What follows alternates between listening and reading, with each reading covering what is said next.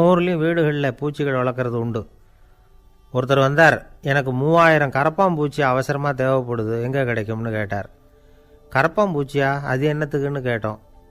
அது வேறு ஒன்றும் இல்லை, நான் குடியிருக்கிற வாடகை வீட்டை காலி பண்ண போகிறேன். வீட்டு சொந்தக்காரர் என்ன சொல்கிறாருன்னா, இந்த வீட்டுக்கு நான் குடி வந்தப்போ எப்படி இருந்ததோ அதே நிலைமையில் விட்டுட்டு போகணும்னு வீட்டுக்காரர் சொல்லியிருக்கிறார், அதனால தான் கேட்டேன் அப்படின்னார். ஒரு தந்தை தன்னோட பிள்ளைய ரொம்ப தைரியசாலியாக வளர்க்கணும்னு ஆசைப்பட்டார். அதுக்காக அவனை கூப்பிட்டு உட்கார வச்சு இப்படி உபதேசம் பண்ணார். இதை பாருப்பா, நான் உன்னாட்டம் இருக்கிறப்போலாம் எதுக்கும் பயப்பட மாட்டேன், ரொம்ப துணிச்சலாக இருப்பேன். ஒரு நாள் ஒரு அப்பாவி எலிய ஒரு பூனை துரத்திட்டு ஓடிச்சு. நான் உடனே என்ன செஞ்சேன் தெரியுமா? அந்த பூனையை பிடிச்சேன், அது வாலில் ஒரு பட்டாசு சரத்தை கட்டினேன், கொளுத்தி விட்டேன், படபடன்னு வெடிக்க ஆரம்பிச்சுட்டுது. அது துள்ளிக்கிட்டு அங்கேயும் இங்கேயும் ஓடி இருக்கு பாரு ஓட்டம், ரொம்ப தமாஷு அப்படின்னார் அப்பா. இப்படி சொல்லிவிட்டு பையனை பார்த்து, இதை கேட்குறதுக்கு உனக்கும் துணிச்சல் வருதா? நான் என்னுடைய செயலை நீ கேட்குறப்போ உனக்கு துணிச்சல் வருதா அப்படின்னு கேட்டார். வருதுன்னா பையன். எப்படின்னா அப்படிங்கிற விவரத்தையும் சொன்னான் அவன். அதாவது எலியை விரட்டினத்துக்காக பூனை வாலில் பட்டாசு கொளுத்துனீங்க நீங்கள், பூனையை விரட்டினத்துக்காக உங்கள் கழுத்தில் பட்டாசு சரத்தை மாட்டினா என்னென்னு தோணுது எனக்கு அப்படின்னா பையன். பையனோட துணிச்சல் அப்பாவே நடுங்க வச்சுட்டுது. அது சரி, ஒரு அப்பா பிள்ளைக்கு இப்படியா உபதேசம் பண்ணுறது? எல்லாருக்கிட்டையும் அன்பாக பழகிறது எப்படி அப்படின்னு சொல்லி கொடுக்கணும். பிஞ்சு உள்ளங்களில் நஞ்சை தூவலாமா? ஒரு நாள் விநாயகர் ஒரு பூனையோடு விளையாடிக்கிட்டு இருந்தாராம். அப்படி ஆசையாக விளையாடிக்கிட்டு இருந்தப்போ அவரோட கை நகம் தவறுதெல்லாம் பூனையோட முகத்தில் பட்டுட்டு தான். அது ஒரு சின்ன கீரலை உண்டாகி விட்டுது. அப்பா அவர் அதை ஒரு பெருசாக நினைக்கல. கொஞ்ச நேரத்துக்கு அப்புறம் விநாயகர் வீட்டுக்கு வந்தார். அவங்க அம்மா பார்வதி தேவியை பார்த்தார். பார்வதி தேவி கன்னத்தில் விரலால் கீறினது மாதிரி ஒரு அடையாளம் இருந்தது. விநாயகருக்கு அதிர்ச்சி, ஆச்சரியம். நம்ம அம்மா இந்த உலகத்துக்கே தாயார், அப்பேற்பட்ட அவங்க முகத்திலேயே கீரலை உண்டாக்கக்கூடியவங்க யாராக இருக்க முடியும் அப்படின்னு யோசனை பண்ணார். தாயே, உன்னுடைய கன்னத்தில் இந்த வடு எப்படிம்மா ஏற்பட்டதுன்னு கேட்டார். குழந்தாய், இது நீ செஞ்ச காரியம்தான்ப்பா, உன்னுடைய கை நகம் கீறினதுனால ஏற்பட்ட வடு தான் இது அப்படின்னாங்க அவங்க. விநாயகர் திடுக்கிட்டு போட்டார். எப்படிம்மா அது? நான் எந்த காலத்துலேயும் ஒன்று அப்படி கீறினதாக எனக்கு நினைவு இல்லையே அப்படின்னார். இன்னைக்கு காலையில் ஒரு பூனையை கீறினதை நீ மறந்துட்டியா அப்படின்னாங்க அந்த அம்மா. விநாயகர் திகைச்சு போய் நின்னார். பார்வதி தேவி சொன்னாங்க, இதை பார்ப்பா, இந்த உலகத்தில் இருக்கக்கூடிய எல்லா உயிர்கள்லேயும் நான் இருக்கிறேன், நான் தான் இந்த உலகமாக ஆகியிருக்கிறேன். ஆகையினால நீ யாரை துன்புறுத்தினாலும் அது உண்மையிலேயே என்ன துன்புறுத்தினதாக தான் வந்து முடியும் அப்படின்னாங்க. விநாயகர் மனசுக்குள்ளே ஒரு வெளிச்சம் ஏற்பட்டு தான். அதுக்கப்புறம் அவர் யாரையுமே கல்யாணம் பண்ணிக்காததுக்கு அதுதான் காரணமாக. இந்த உலகத்தில் எல்லாரையும், இங்கே இருக்கிற எல்லாத்தையும் தாயின் வடிவமாக அவர் பார்க்க ஆரம்பிச்சிட்டாராம். குருதேவர் ராமகிருஷ்ணர் இந்த கதையை எடுத்து சொல்லியிருக்கிறார்.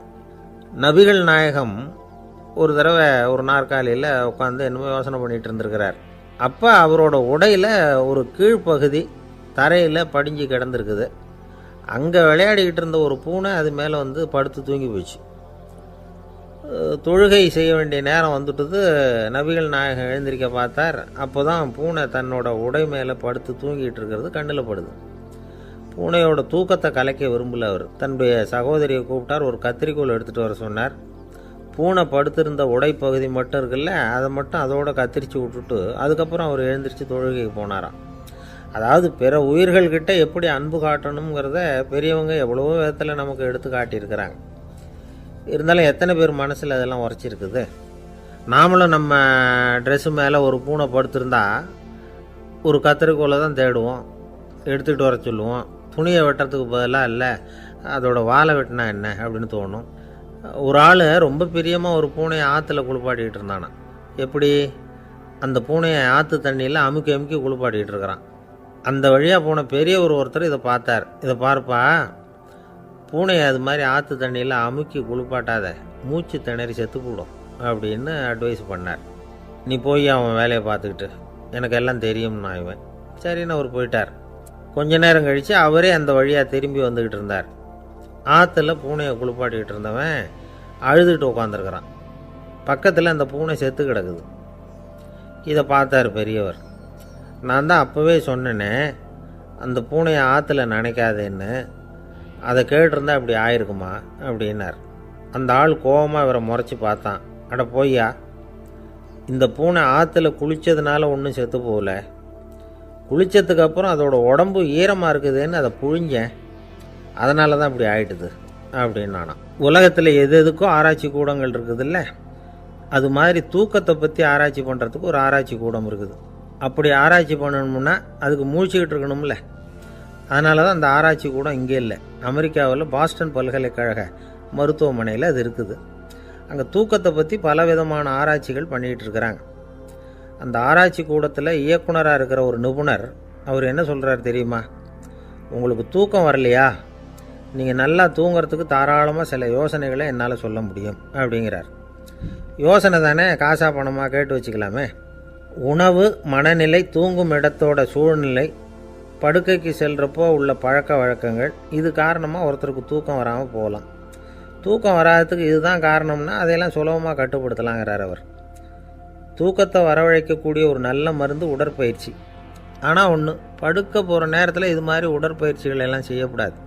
கொஞ்சம் முன்னாடி பகல்லையே இந்த பயிற்சிகளை செய்கிறது நல்லது. தூக்கம் வராமல் அவதிப்படுறவங்க பிற்பகல் நேரங்களில் காஃபி, டீ இது மாதிரி பானங்களை சாப்பிடக்கூடாது. மது அருந்துறது கூட தூக்கத்தை பாதிக்கும். வெது வெதுப்பான நீரில் குளிக்கிறது, தியானத்தில் ஈடுபடுறது, ஓய்வாக இருக்கிறது, படுக்கிறது, அதாவது படுக்கிறதுக்கு முன்னாடி ஒரு குவளை பால் சாப்பிட்றது, இதெல்லாம் தூக்கத்தை வரவழைக்கிறது ரொம்ப உதவியாக இருக்கும். இன்னொரு விஷயம் என்னென்னா, தூங்கி ஆகணுமேங்கிற கவலை வேண்டியதில்லை. அப்படி நினச்சி கவலைப்படுறதை விட்டுடணும். தூக்கம் வரலையா, உடனே படுக்கையை விட்டு எழுந்திருக்க வேண்டியது. வெளியில் வாங்க, வேறு ஏதாவது வேலையில் ஈடுபடுங்க, கொஞ்சம் நேரம் உலாவுங்க, அல்லது ஏதாவது ஒரு புஸ்தகத்தை எடுத்து படிங்க. களைப்பு ஏற்பட்டால் மறுபடியும் படுக்கைக்கு போங்க, தூக்கம் தானே வந்துடும். ஒரு விஷயத்தை மட்டும் நல்லா ஞாபகத்தில் வச்சுக்கணும். படுக்கைக்கு போகிறப்போ உங்கள் மற்ற எல்லா பிரச்சனைகளையும் மறந்துடணும். அது எப்படி சார் முடியும், அந்த நேரம் தானே எல்லா பிரச்சனையும் வரிசையாக ஞாபகத்துக்கு வருது அப்படின்னு நாம் நினைக்கலாம். ஆனால் பழக்கத்தில் அதை நாம் மாற்றிக்க முடியும். கொஞ்சம் முயற்சி பண்ணணும், அவ்வளோதான். இது எல்லாமே ஆராய்ச்சி பண்ணி பார்த்துட்டு அந்த நிபுணர் சொல்கிற கருத்து தான். இன்னொரு விஷயமும் அவர் சொல்கிறார். அது என்னென்னா, உடல் கோளாறு காரணமாக தூக்கம் வராமல் அவதிப்படுறவங்களுக்கெல்லாம் இந்த யோசனைகள் சரியாக வராது அப்படிங்கிறார். அதுக்கெல்லாம் மருத்துவ சிகிச்சை கொடுத்து தான் சரி பண்ணணும். சில பேருக்கு நடு ராத்திரியில் மூச்சு திணறல் ஏற்பட்டு தூக்கம் வராமல் போயிடும். ஊரெல்லாம் தூங்குறப்போ தான் மட்டும் தூங்காமல் மூழ்கிட்டு இருக்கிறது, ஊரெல்லாம் மூழ்கிட்டு இருக்கிறப்போ தான் மட்டும் தூங்குறது, இது மாதிரி கோளாறுகளால் சில பேர் பாதிக்கப்படலாம். காலு தசை முறுக்கிக்கிறதுனால சில பேருக்கு அடிக்கடி விழிப்பு வரலாம். மன அழற்சி காரணமாக சில பேருக்கு தூக்கம் வராது. இது மாதிரி கோளாறுகளுக்கெல்லாம் அதுக்கு தகுந்த மாதிரி சிகிச்சை கொடுத்து தான் சரி பண்ண வேண்டியிருக்கும். எந்த கோளாறும் இல்லாமல் தூக்கம் வரலைன்னா ஆரம்பத்தில் சொன்ன முறைகளை கடைப்பிடிச்சு பார்க்கலாம். தூக்கம் வந்ததுன்னா யோசனை சொன்ன அந்த நிபுணருக்கு நன்றி சொல்லலாம். ஒருத்தர், ஏன் சார் பஸ்ஸில் தூங்குறது கெட்ட பழக்கமானு கேட்டார். இல்லையே, நான் கூட பஸ்ஸில் போகிறப்ப தூங்கிட்டு தானே போவேன் அப்படின்னார் இன்னொருத்தர். அப்புறம் ஏன் என்ன டிரைவர் வேலை வேணாம்னு வீட்டுக்கு அனுப்பி வச்சுட்டாங்க அப்படின்னாராம் அவர். ஒருத்தரை பார்த்து உன்னுடைய நண்பர்கள் யார் அப்படின்னு ஒரு கேள்வி கேட்டு பாருங்க. கொஞ்சம் யோசித்து பதில் சொல்லுவாங்க. அவங்கக்கிட்டேயே உன்னுடைய எதிரிகள் யார் அப்படின்னு கேளுங்க, கடகடன்னு ஒப்பிச்சிருவாங்க. நம்ம மனசு இருக்க, அது எப்படின்னா, நம்ம நண்பர்களை விட எதிரிகளை அது நல்லா ஞாபகத்தில் வச்சுக்கும். இது ஒரு ஆச்சரியமான உண்மை. உங்களால் நண்பர்களை மறந்துட முடியும், ஆனால் எதிரிகளை மறந்துட முடியாது. இது ஒரு வேடிக்கையான நிலைமை தான். அழகான தருணங்களை நாம் ஏன் மறந்துடுறோம்? இது இயற்கை. ஏன்னா நம்ம மனசு மலர்களை கவனிக்கிறதில்ல, அதில் இருக்கிற முள்ளை தான் கவனிக்குது. தன்னை காயப்படுத்துகிற எதையும் அது உடனே கண்டுகொள்ளுது. ஒரு தெளிந்த சிந்தனையுடைய மனசு மிக அழகாக உள்ள எல்லாத்தையும் கவனிக்கும்.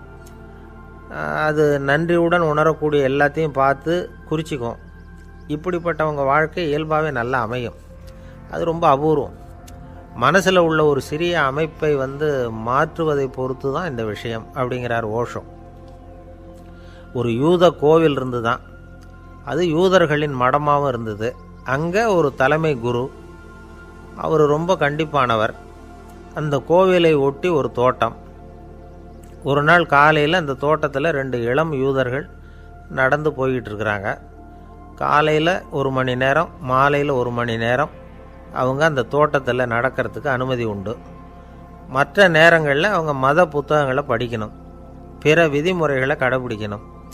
அந்த 2 பேருமே தொடர்ந்து புகைப்பிடிக்கிற பழக்கம் உள்ளவங்க. ஆனால் கோவில் மடத்தில் இருக்கிறப்போ அவங்க புகைப்பிடிக்க முடியாது, அது கடுமையான குற்றம். சரி, நாம் தோட்டத்தில் இருக்கிறப்போவாவது புகைப்பிடிக்கலாமா அப்படின்னு ஒரு ஆசை அவங்க 2 பேருக்குமே. இருந்தாலும் பயம். இப்படி கேட்டால் மதகுரு என்ன சொல்லுவாரோ அல்லது என்ன செய்வாரோங்கிற பயம். இப்படியே கொஞ்ச நாள் ஆச்சு.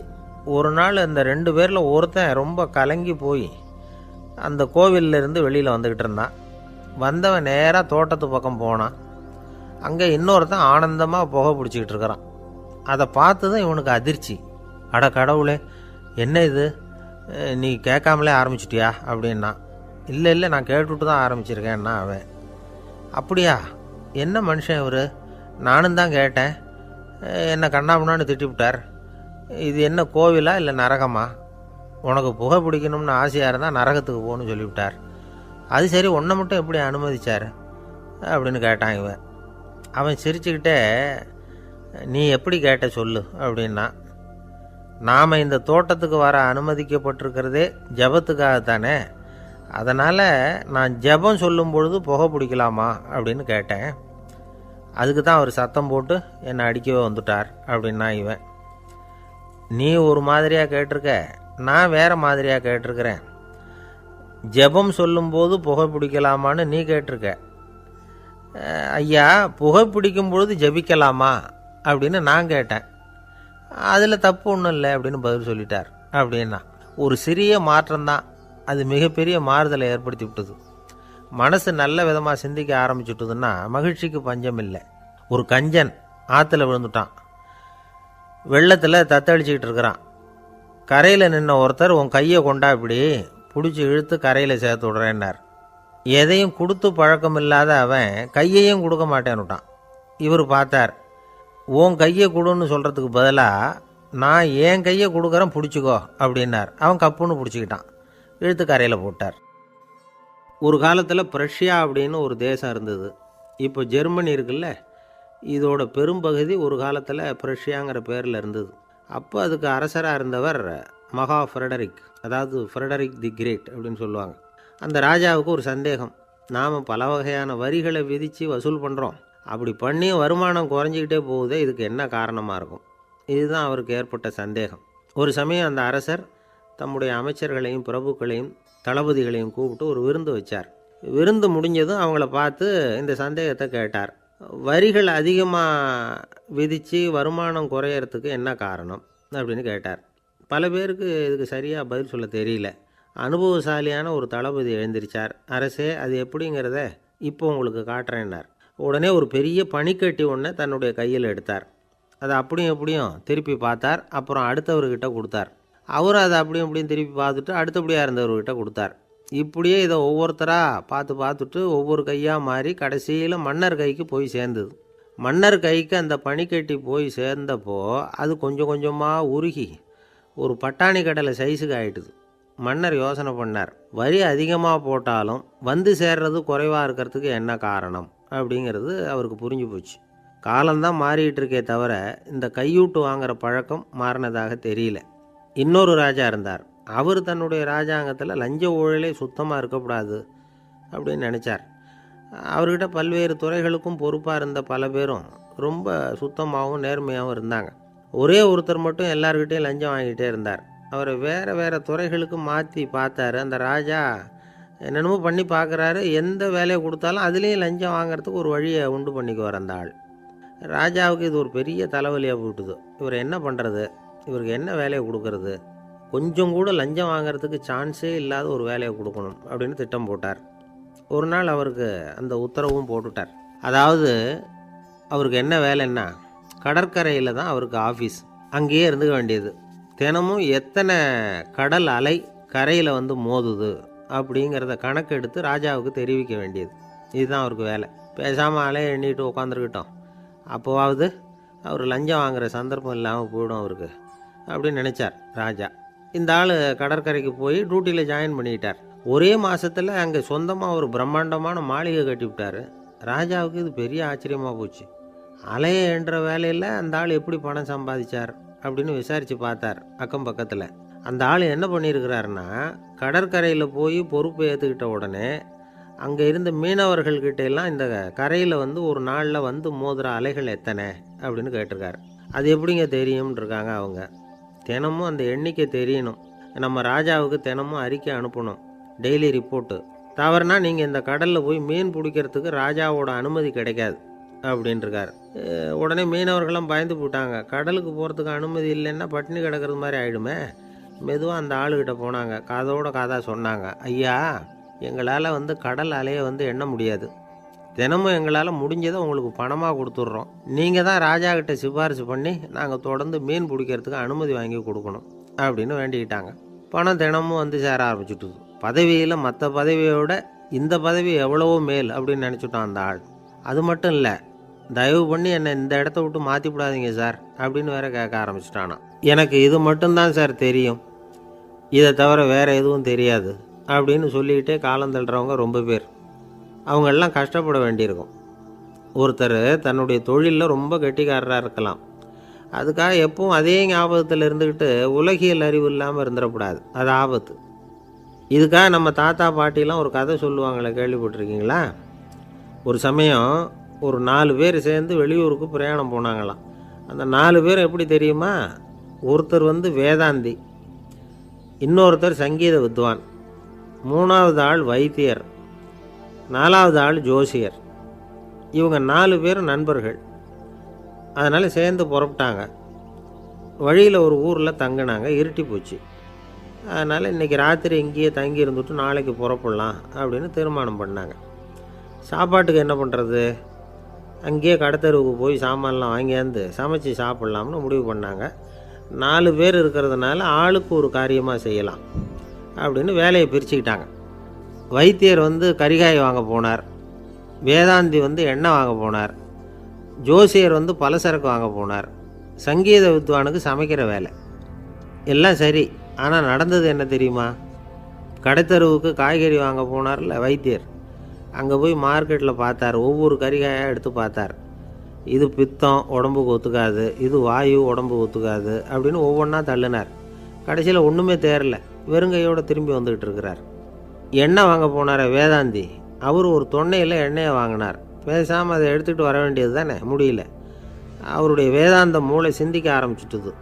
இந்த தொன்னைக்கு எண்ணெய் ஆதாரமா அல்லது எண்ணெய்க்கு தொன்னை ஆதாரமா அப்படிங்கிற ஆராய்ச்சியில் இறங்கினார். என்னாச்சு தெரியுமா? அப்படி கவுத்து பார்த்தார். வாங்கின எண்ணெய் பூராவையும் வழியில் கொட்டிவிட்டு வெறும் தொன்னையோடு வந்து சேர்ந்தார். பலசரக்கு வாங்க போனார் ஜோசியர், அவர் ஒரு வழியில் பார்த்தாரு. வழியில் வந்தவங்களெல்லாம் அங்கங்கே ஒரு மரத்தடியில் உட்கார வச்சு அவங்களுக்கெல்லாம் ஆர்வம் சொல்ல ஆரம்பிச்சிட்டார். அப்படி ஒவ்வொருத்தராக சொல்லி முடிச்சுட்டு கடத்தருக்கு போய் சேர்ந்தார். இவர் அங்கே போய் சேர்றதுக்குள்ளே ரொம்ப நேரம் ஆகிட்டுது. கடையெல்லாம் பூட்டிவிட்டு போயிட்டாங்க. என்ன செய்கிறது? அவரும் வெறுங்கையோடு திரும்பி வந்து சேர்ந்தார். சரி, இவங்க கதை தான் இப்படி ஆச்சு. அங்கே சமைக்கிறதுக்காக உட்காந்துருந்தார் சங்கீத வித்வான், அவர் கதை என்னாச்சு தெரியுமா? அங்கே அவர் அடுப்பை பற்ற வச்சு ஒலையை கொதிக்க வச்சார். அதாவது ஒரு பானையில் தண்ணியை ஊற்றி அடுப்பில் வச்சார். அது கொதிக்க ஆரம்பிச்சிது. தண்ணி கொதிக்கிற சத்தம் இருக்குதுல்ல, அது இவருக்கு தாளம் போடுறது மாதிரி இருந்தது. ஒரே குஷி, பாட ஆரம்பிச்சிட்டார். பாடிக்கிட்டே உற்சாகமாக கையில் இருந்த கரண்டியால் அந்த பானையில் தட்டினார், தாளம் போடுறதா நினச்சிக்கிட்டு. அவ்வளவுதான், பானை பட்டுன்னு உடஞ்சி போச்சு. தலையில் கையை வச்சுக்கிட்டு அவரும் உட்காந்துட்டார். எந்த தொழில் தெரிஞ்சாலும் சரி, அதை புத்திசாலித்தனமாக பயன்படுத்த தெரியலன்னா ஆபத்து தான். அதுக்காக தான் இந்த கதை. ஒரு பஸ்ஸு டிரைவர் ரொம்ப கெட்டிக்காரரு. பஸ்ஸை ரொம்ப திறமையாக ஆபத்து இல்லாமல் ஓட்டினதுக்காக பரிசுலாம் வாங்கினவர். அவரே ஒரு படகு ஓட்டுறதுக்காக அழைச்சிட்டு போயிருக்கிறாங்க, மோட்டார் படகு. அதையும் ரொம்ப திறமையாக தான் ஓட்டிகிட்டு போயிருக்கிறாரு. நடுக்கடலில் போனதும் படகு நின்று போச்சு. மோட்டாரில் ஏதோ கோளாறு. என்ன செய்யலாம் அப்படின்னு அந்த டிரைவரை கேட்டிருக்கிறாங்க படகுல இருந்தவங்கெல்லாம். அப்போ அவர் சொன்னாராம், கவலைப்படாதீங்க, ஒன்றும் பிரச்சனை இல்லை, எல்லோரும் கொஞ்சம் கீழே இறங்கி பின்னாடி தள்ளுங்க, மோட்டார் ஸ்டார்ட் ஆகிடும் அப்படின்னாராம். ஒரு ஊரில் ஒரு இளைஞன் இருந்தான். ஒரு நாள் அவன் ஒரு குருவை தேடிக்கிட்டு புறப்பட்டான். ஊரை விட்டு வெளியில் போனான். போகிற வழியில் ஒரு காடு. அந்த காட்டில் ஒரு மரத்தடியில் ஒரு பெரியவர் உட்காந்துருக்கிறார். அமைதியாக மௌனமாக அவர் அமர்ந்திருக்கிறார். இந்த பெரியவரை விசாரிக்கலாம், குருவை தேடி கண்டுபிடிக்கிறதுக்கு இவர் ஏதாவது ஒரு வழி சொல்லி கொடுப்பார் அப்படின்னு நினச்சிக்கிட்டு அவரை நெருங்கினான். ஐயா, எனக்கு ஒரு குரு தேவை, எங்கே கிடைப்பார்? அவரை எப்படி அடையாளம் கண்டுபிடிக்கிறது? அதை பற்றி ஏதாவது விவரம் சொன்னீங்கன்னா நான் கண்டுபிடிச்சிக்குவேன் அப்படின்ட்டுருக்கான். பெரியவர் நிமிர்ந்து பார்த்தார். தம்பி, அது ரொம்ப சுலபம். அவர் வயசானவராக இருப்பார், என்னை விட சுமார் 30 வயசு அதிகமாக இருக்கும். அவர் ஒரு மரத்தடியில் தான் உட்காந்துருப்பார் அப்படின்ட்டுருக்கான். சரிங்க பெரியவரே, அது என்ன மாதிரியான மரம், எப்படி இருக்கும் அப்படின்னு கேட்டிருக்கான். பெரியவர் அந்த விவரங்களையும் சொல்லியிருக்கிறாரு. அது மட்டும் இல்லை, சந்திக்கிற நாள், நேரம், வினாடி முதற்கொண்டு எல்லா விவரங்களையும் துல்லியமாக சொன்னாராம்.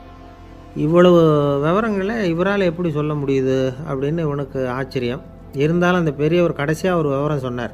அது என்ன தெரியுமா, எப்படியும் நீ அவரை சந்திக்கிறதுக்கு ஒரு 30 வருஷம் ஆகும் அப்படின்னு சொல்லிவிட்டாராம்.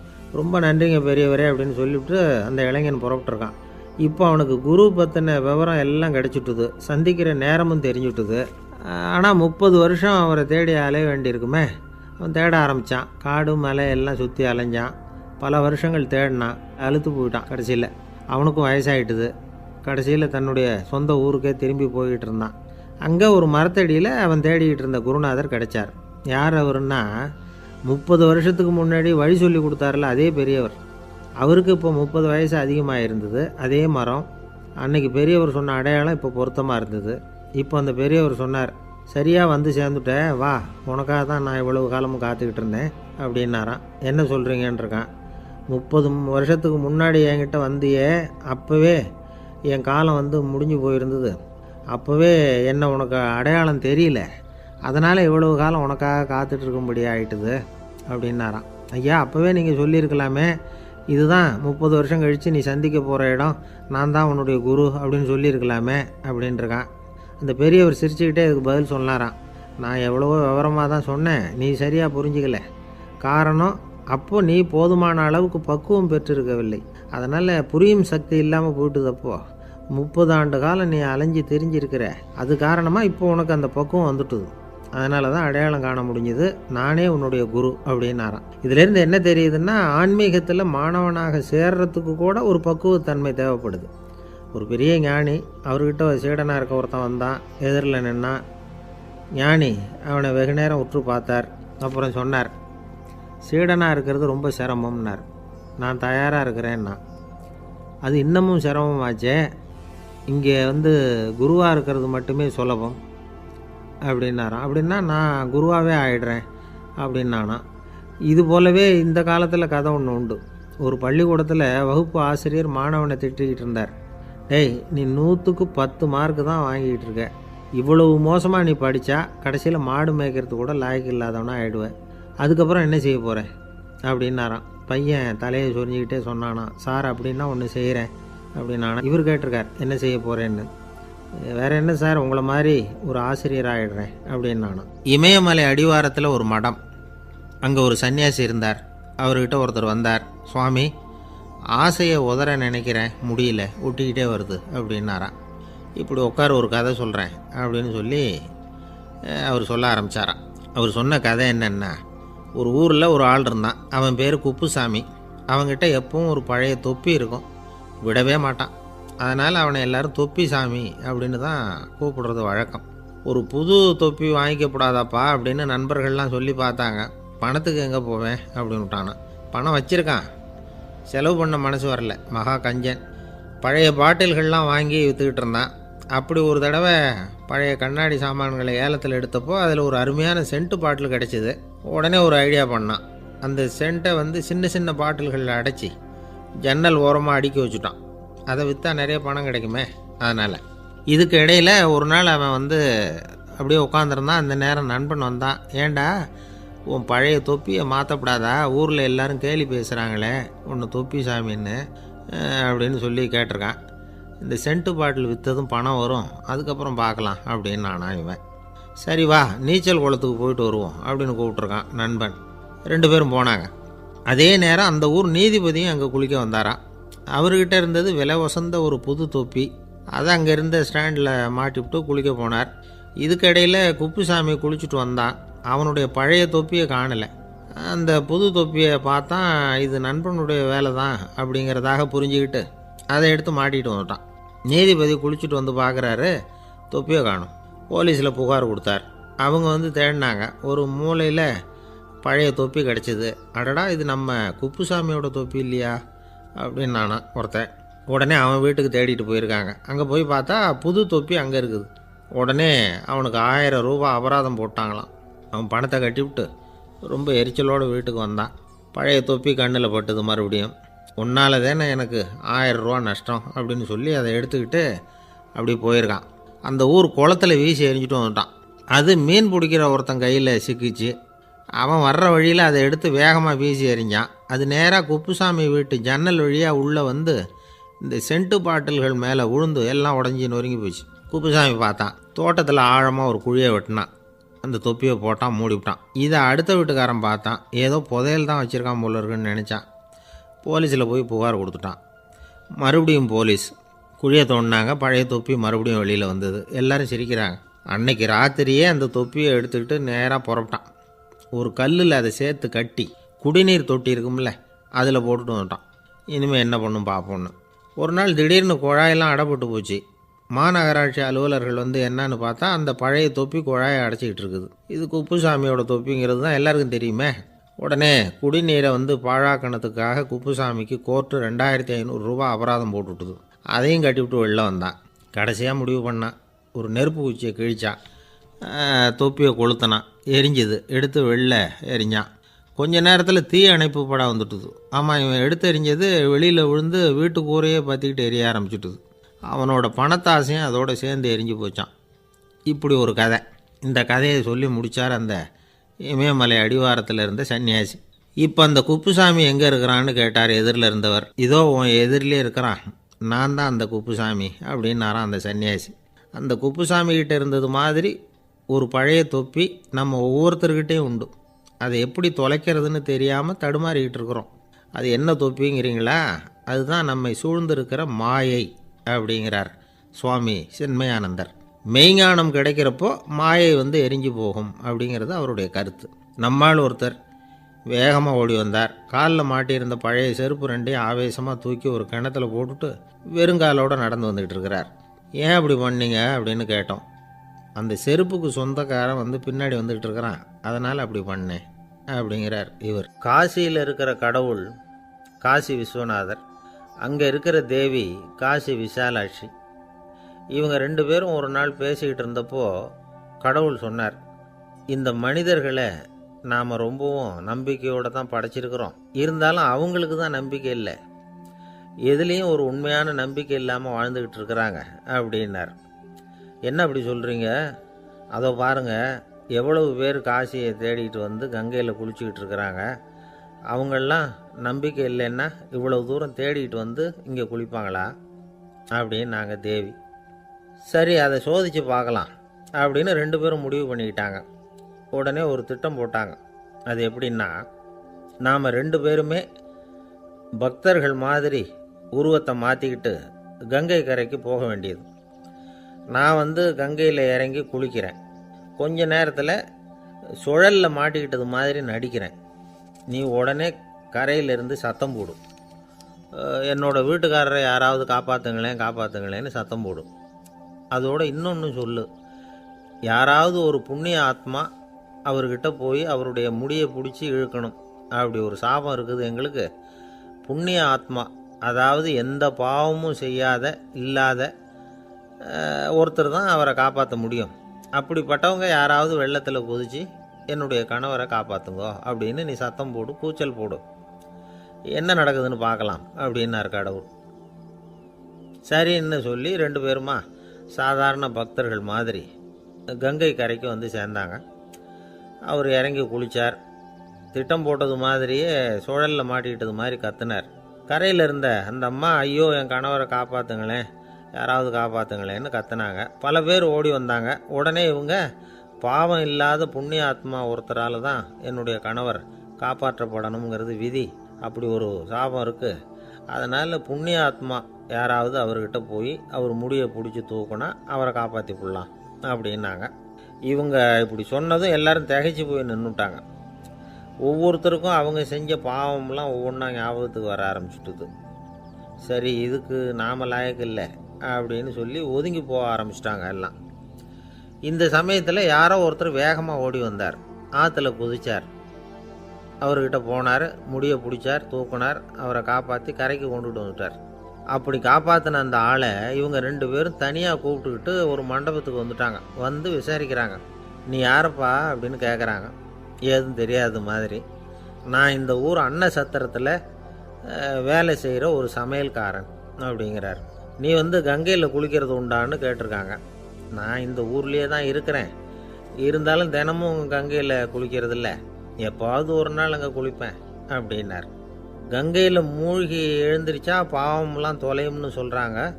அப்படி இருக்கிறப்போ அங்கே இன்றைக்கி கங்கையில் குளிச்சுக்கிட்டு இருக்கிறவங்கெல்லாம் தங்களை புண்ணிய ஆத்மாவா நினைக்கல.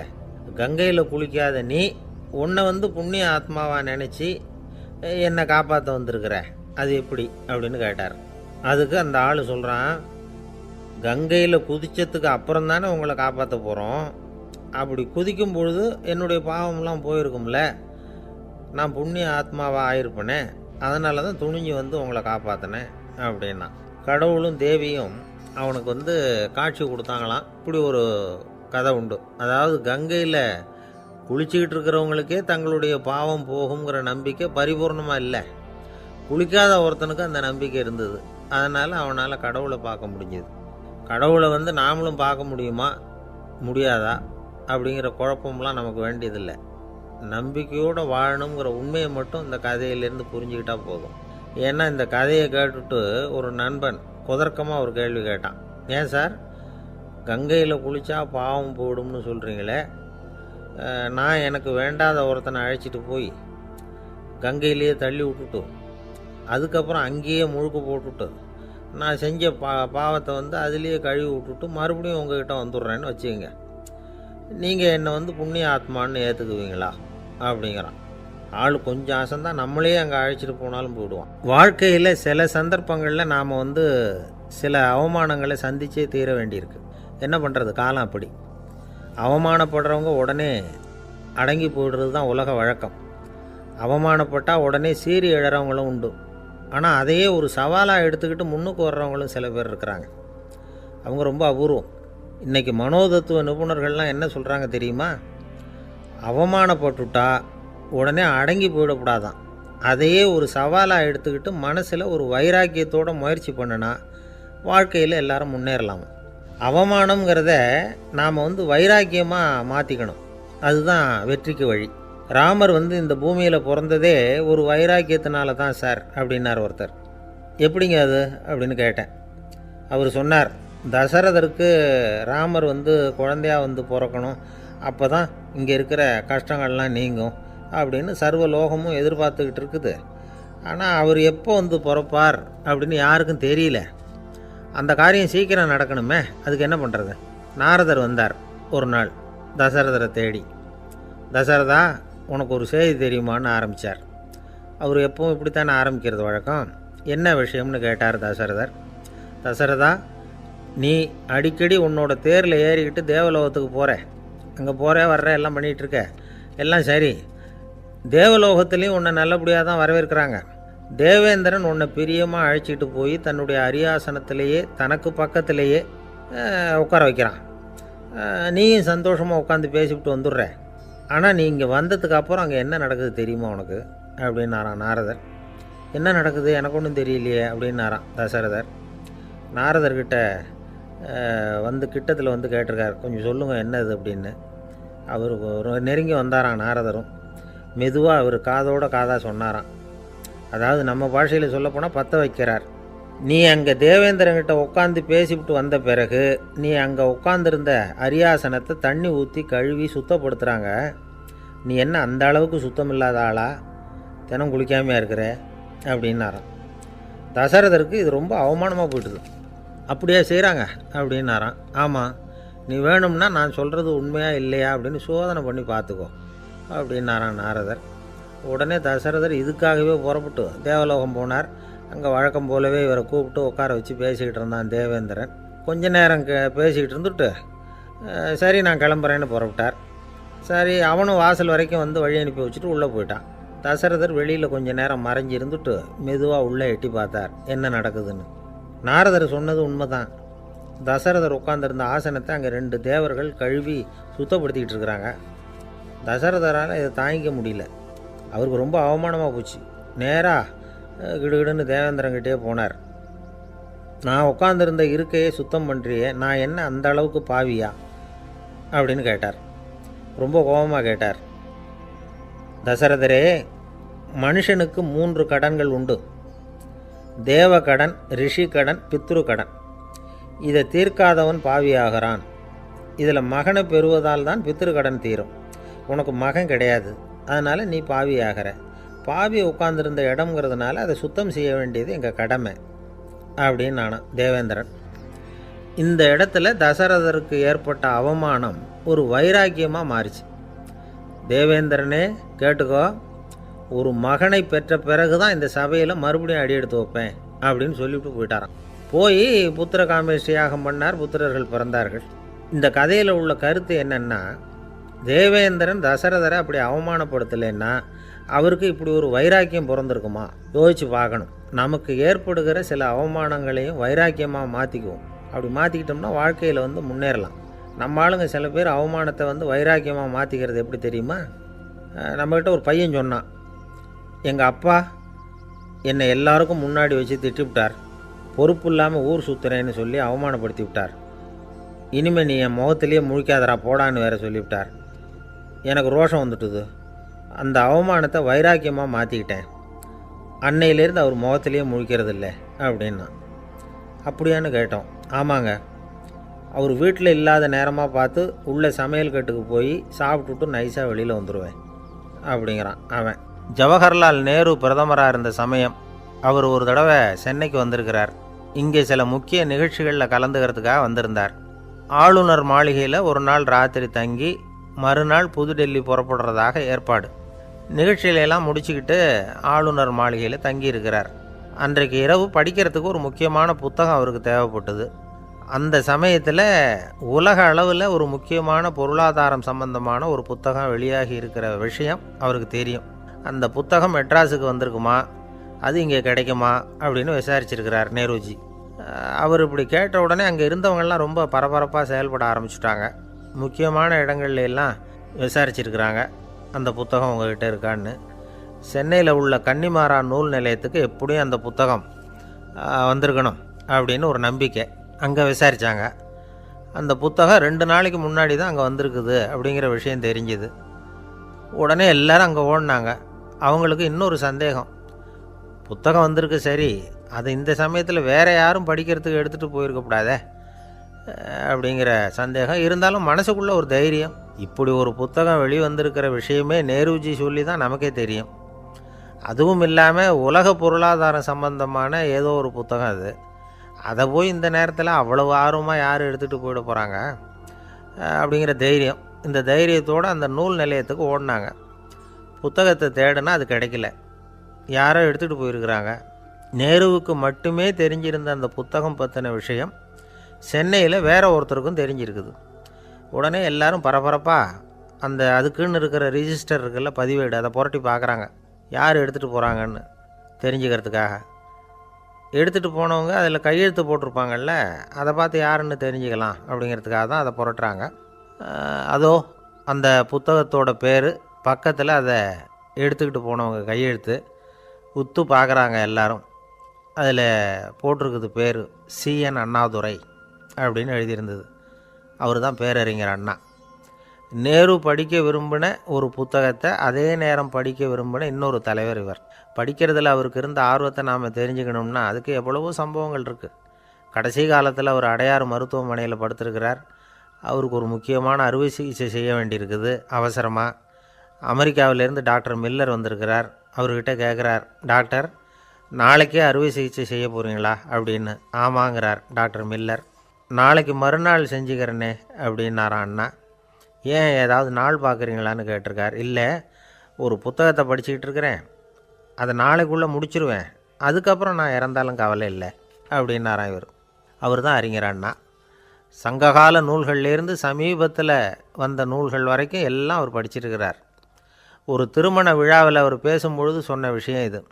சங்க காலத்தில் காதலியை மணக்க விரும்புகிறவனுக்கு அவனுடைய தந்தை வீர சோதனைகள்லாம் வைப்பார். போய் புலிப்பல் கொண்டுக்கிட்டு வா, அப்போ தான் என் பொண்ணை கொடுப்பேன் அப்படின்னு சொல்லுவார். காதலன் உடனே காட்டுக்கு போவான், ஒரு புலியை கொன்று அதனுடைய பல்லை கொண்டுக்கிட்டு வருவான்.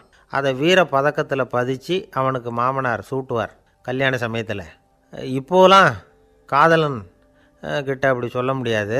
இப்போலாம் காதலன்கிட்ட காட்டுக்கு போய் புலிப்பல் கொண்டுக்கிட்டு வான்னு யாராவது சொன்னால் புலி தான் மாப்பிள்ளையாக வந்து சேரும் அப்படின்னார். ஒரு கடைக்கு போனேன். 5 ரூபா பணத்தை எடுத்து கொடுத்தேன். ஒரு தினசரி பத்திரிகையை கேட்டேன். அவர் உடனே அங்கே அடுக்கி வச்சுருந்த பத்திரிகையில் ஒன்று எடுத்து என் கையில் கொடுத்தார். வாங்கிக்கிட்டேன். மீதி பணத்தை எடுத்தார். அதையும் என் கையில் கொடுக்கணும்ல, கொடுக்கல. எதிரில் இருந்த பலகையில் வச்சு எடுத்துக்க சொன்னார். எப்போவும் அவர் அப்படி தான் பண்ணுவார். நானும் எடுத்துக்கிட்டு வந்துடுவேன். இவர் ஏன் இப்படி பண்ணுறாருங்கிறது எனக்கு ரொம்ப நாளாக ஒரு சந்தேகம். ஒரு நாள் அவர்கிட்டயே இதை கேட்டுவிட்டேன். ஏங்க, நீங்கள் உங்கள் கடைக்கு வந்து பொருள்கள் வாங்குறவங்களுக்கு நீங்கள் பாக்கி சில்லறையை கொடுக்குறப்போ பலகையில் வச்சு விட்றீங்க, கையில் கொடுக்க மாட்டேங்கிறீங்களே, ஏன் அப்படின்னு கேட்டேன். காசை கையில் கொடுத்தா நம்மக்கிட்ட இருக்கிற லட்சுமி போயிடுவா சார் அப்படின்னார். அதாவது பணம் செலவாயிடும் அப்படின்னு அர்த்தமா. இன்னொரு நண்பர், அவர் ஒரு நாள் வழக்கத்துக்கு மாறாக ரொம்ப சோகமாக உட்காந்துருக்கிறார். ஏங்க என்னாச்சு, ஏன் இப்படி கப்பலே கவிழ்ந்தது மாதிரி உட்காந்துருக்குறீங்க அப்படின்னு கேட்டேன். கப்பலே கவிழ்ந்திருந்தா கூட நான் இப்படி கவலைப்பட மாட்டேன் சார், வேறு ஒன்று நடந்து போச்சுன்னார். என்னன்னு கேட்டேன். என் உச்சந்தலையில் பல்லி ஒன்று விழுந்துட்டுதுன்னார். அதுக்காகவா இப்படி அப்படின்னு ஆச்சரியப்பட்டேன். ஆமாங்க, பல்லி உச்சந்தலையில் விழுந்தால் பலன் என்னன்னு பஞ்சாங்கத்தில் பார்த்தேன், மரணம்னு போட்டிருக்கு அப்படின்னு சொல்லிவிட்டு அவர் தொடர்ந்து கவலைப்பட ஆரம்பிச்சிட்டார். இப்படியும் ஒருத்தர், என் கூட வேலை பார்க்குற ஒருத்தர் எப்படி தெரியுமா, தினமும் வலது காலை வச்சு தான் ஆஃபீஸுக்கு உள்ளே நுழைவார். என்னைக்காவது தவறுதலாக இடது காலை வச்சு உள்ளே வந்துட்டார்னா அன்னைக்கு பூரா மனசு சங்கடப்படுவார். எந்த வேலையும் சரியாக ஓடாது. கேரம் போர்டு ஆடுற ஒருத்தர் எப்போ ஆட உட்காந்தாலும் ஸ்ட்ரைக்கரை கை தவறி கீழே விழுற மாதிரி பண்ணி அதுக்கப்புறம் அதை எடுத்துக்கிட்டு ஆட உட்காருவார். ஏன்னா எப்போவோ ஒரு தடவை நிஜமாகவே அது வந்து கை தவறி கீழே விழுந்திருக்குது. அன்னைக்கு பிரமாதமாக ஜெயிச்சுட்டார். உடனே ஒரு முடிவுக்கு வந்துட்டார், கை தவறுனா லாபம் அப்படின்னு. அதுக்கப்புறம் அதையே பழக்கமாக்கிக்கிட்டார். பூனை குறுக்க போனால் சகனம் சரியில்லைன்னு நினைக்கிறவங்க உண்டு. ஆனால் ஒருத்தர் எப்படி தெரியுமா, அவர் வெளியில் கிளம்புற சமயம் பக்கத்து வீட்டு ரேடியோவில் மியாவ் மியாவ் பூனைக்குட்டின்னு பாட்டு சத்தம் கேட்டால் கூட போதும், சகனம் சரியில்லைன்னு பிரயாணத்தை கேன்சல் பண்ணிவிடுவார். இப்போ இவ்வளவும் எதுக்கு சொல்கிறோம்னா, அளவுக்கு மீறின சகுன நம்பிக்கைகள் இருக்குது பாருங்கள், இதோட பயமும் சேர்ந்துக்கிட்டதுன்னு வச்சுக்கோங்க, இது ஒருத்தருடைய மனநிலையை பாதிச்சிடும். இது வந்து உளவியல் நிபுணர்கள் சொல்கிற கருத்து. வாழ்க்கையே தடுமாற வச்சிரும். பாதுகாப்பு இல்லாத உணர்வு, ஒரு விதமான டிப்ரெஷன் மனநிலை, இதெல்லாம் தான் இதுக்கு காரணமாக அமையலாம். சில பேர் காய்கறி நறுக்க கத்தியை கையில் எடுத்தால் கூட நேரம் சரியாக இருக்கா அப்படின்னு பார்த்துட்டு தான் வேலையை ஆரம்பிக்கிறது வழக்கம். அறிவு தான் மனசுக்கு வாத்தியாராக இருக்கணும். அப்போ தான் வாழ்க்கை வந்து நிம்மதியாக இருக்கும். அறிவு வந்து மனசு சொல்கிறபடியெல்லாம் கேட்க ஆரம்பிச்சுட்டுதுன்னா இடைஞ்சல் தான். ஒருத்தருக்கு 7ஆம் நம்பர் தான் ராசியான நம்பரான். 7ஆம் தேதி தான் எந்த காரியத்தையும் ஆரம்பிப்பாராம். 7 எழுத்து வர்றது மாதிரி பேரை மாற்றி வச்சுக்கிட்டார். 7 மணிக்கு தான் தினமும் எழுந்திருப்பார். 7ஆம் நம்பர் வீட்டில் தான் குடியிருக்கார். கல்யாணம் கூட 7ஆம் தேதி தான் பண்ணிக்கிட்டார். அவர் ஒரு நாள் குதிரை பந்தயத்துக்கு போனாராம். குதிரையோட பேரையெல்லாம் பார்த்தார். ஒரு குதிரையோட பேர் 7 எழுத்தில் அமைஞ்சிருந்தது. 7 தானே இவருக்கு அதிர்ஷ்ட நம்பர். அதனால் உடனே அது பேரில் பணத்தை கட்டினார். பந்தயம் நடந்தது. என்ன சார் ஆச்சுன்னு கேட்டாங்க. நான் பணம் கட்டின அந்த என்னோட குதிரை 7ஆவதாக வந்து சேர்ந்தது சார் அப்படின்னாராம் சோகமாக. ஒரு விவசாயி விதைக்கிறதுக்காக வயல்வெளி பக்கம் போகிறார். விதைகளை அள்ளி வீசினார்.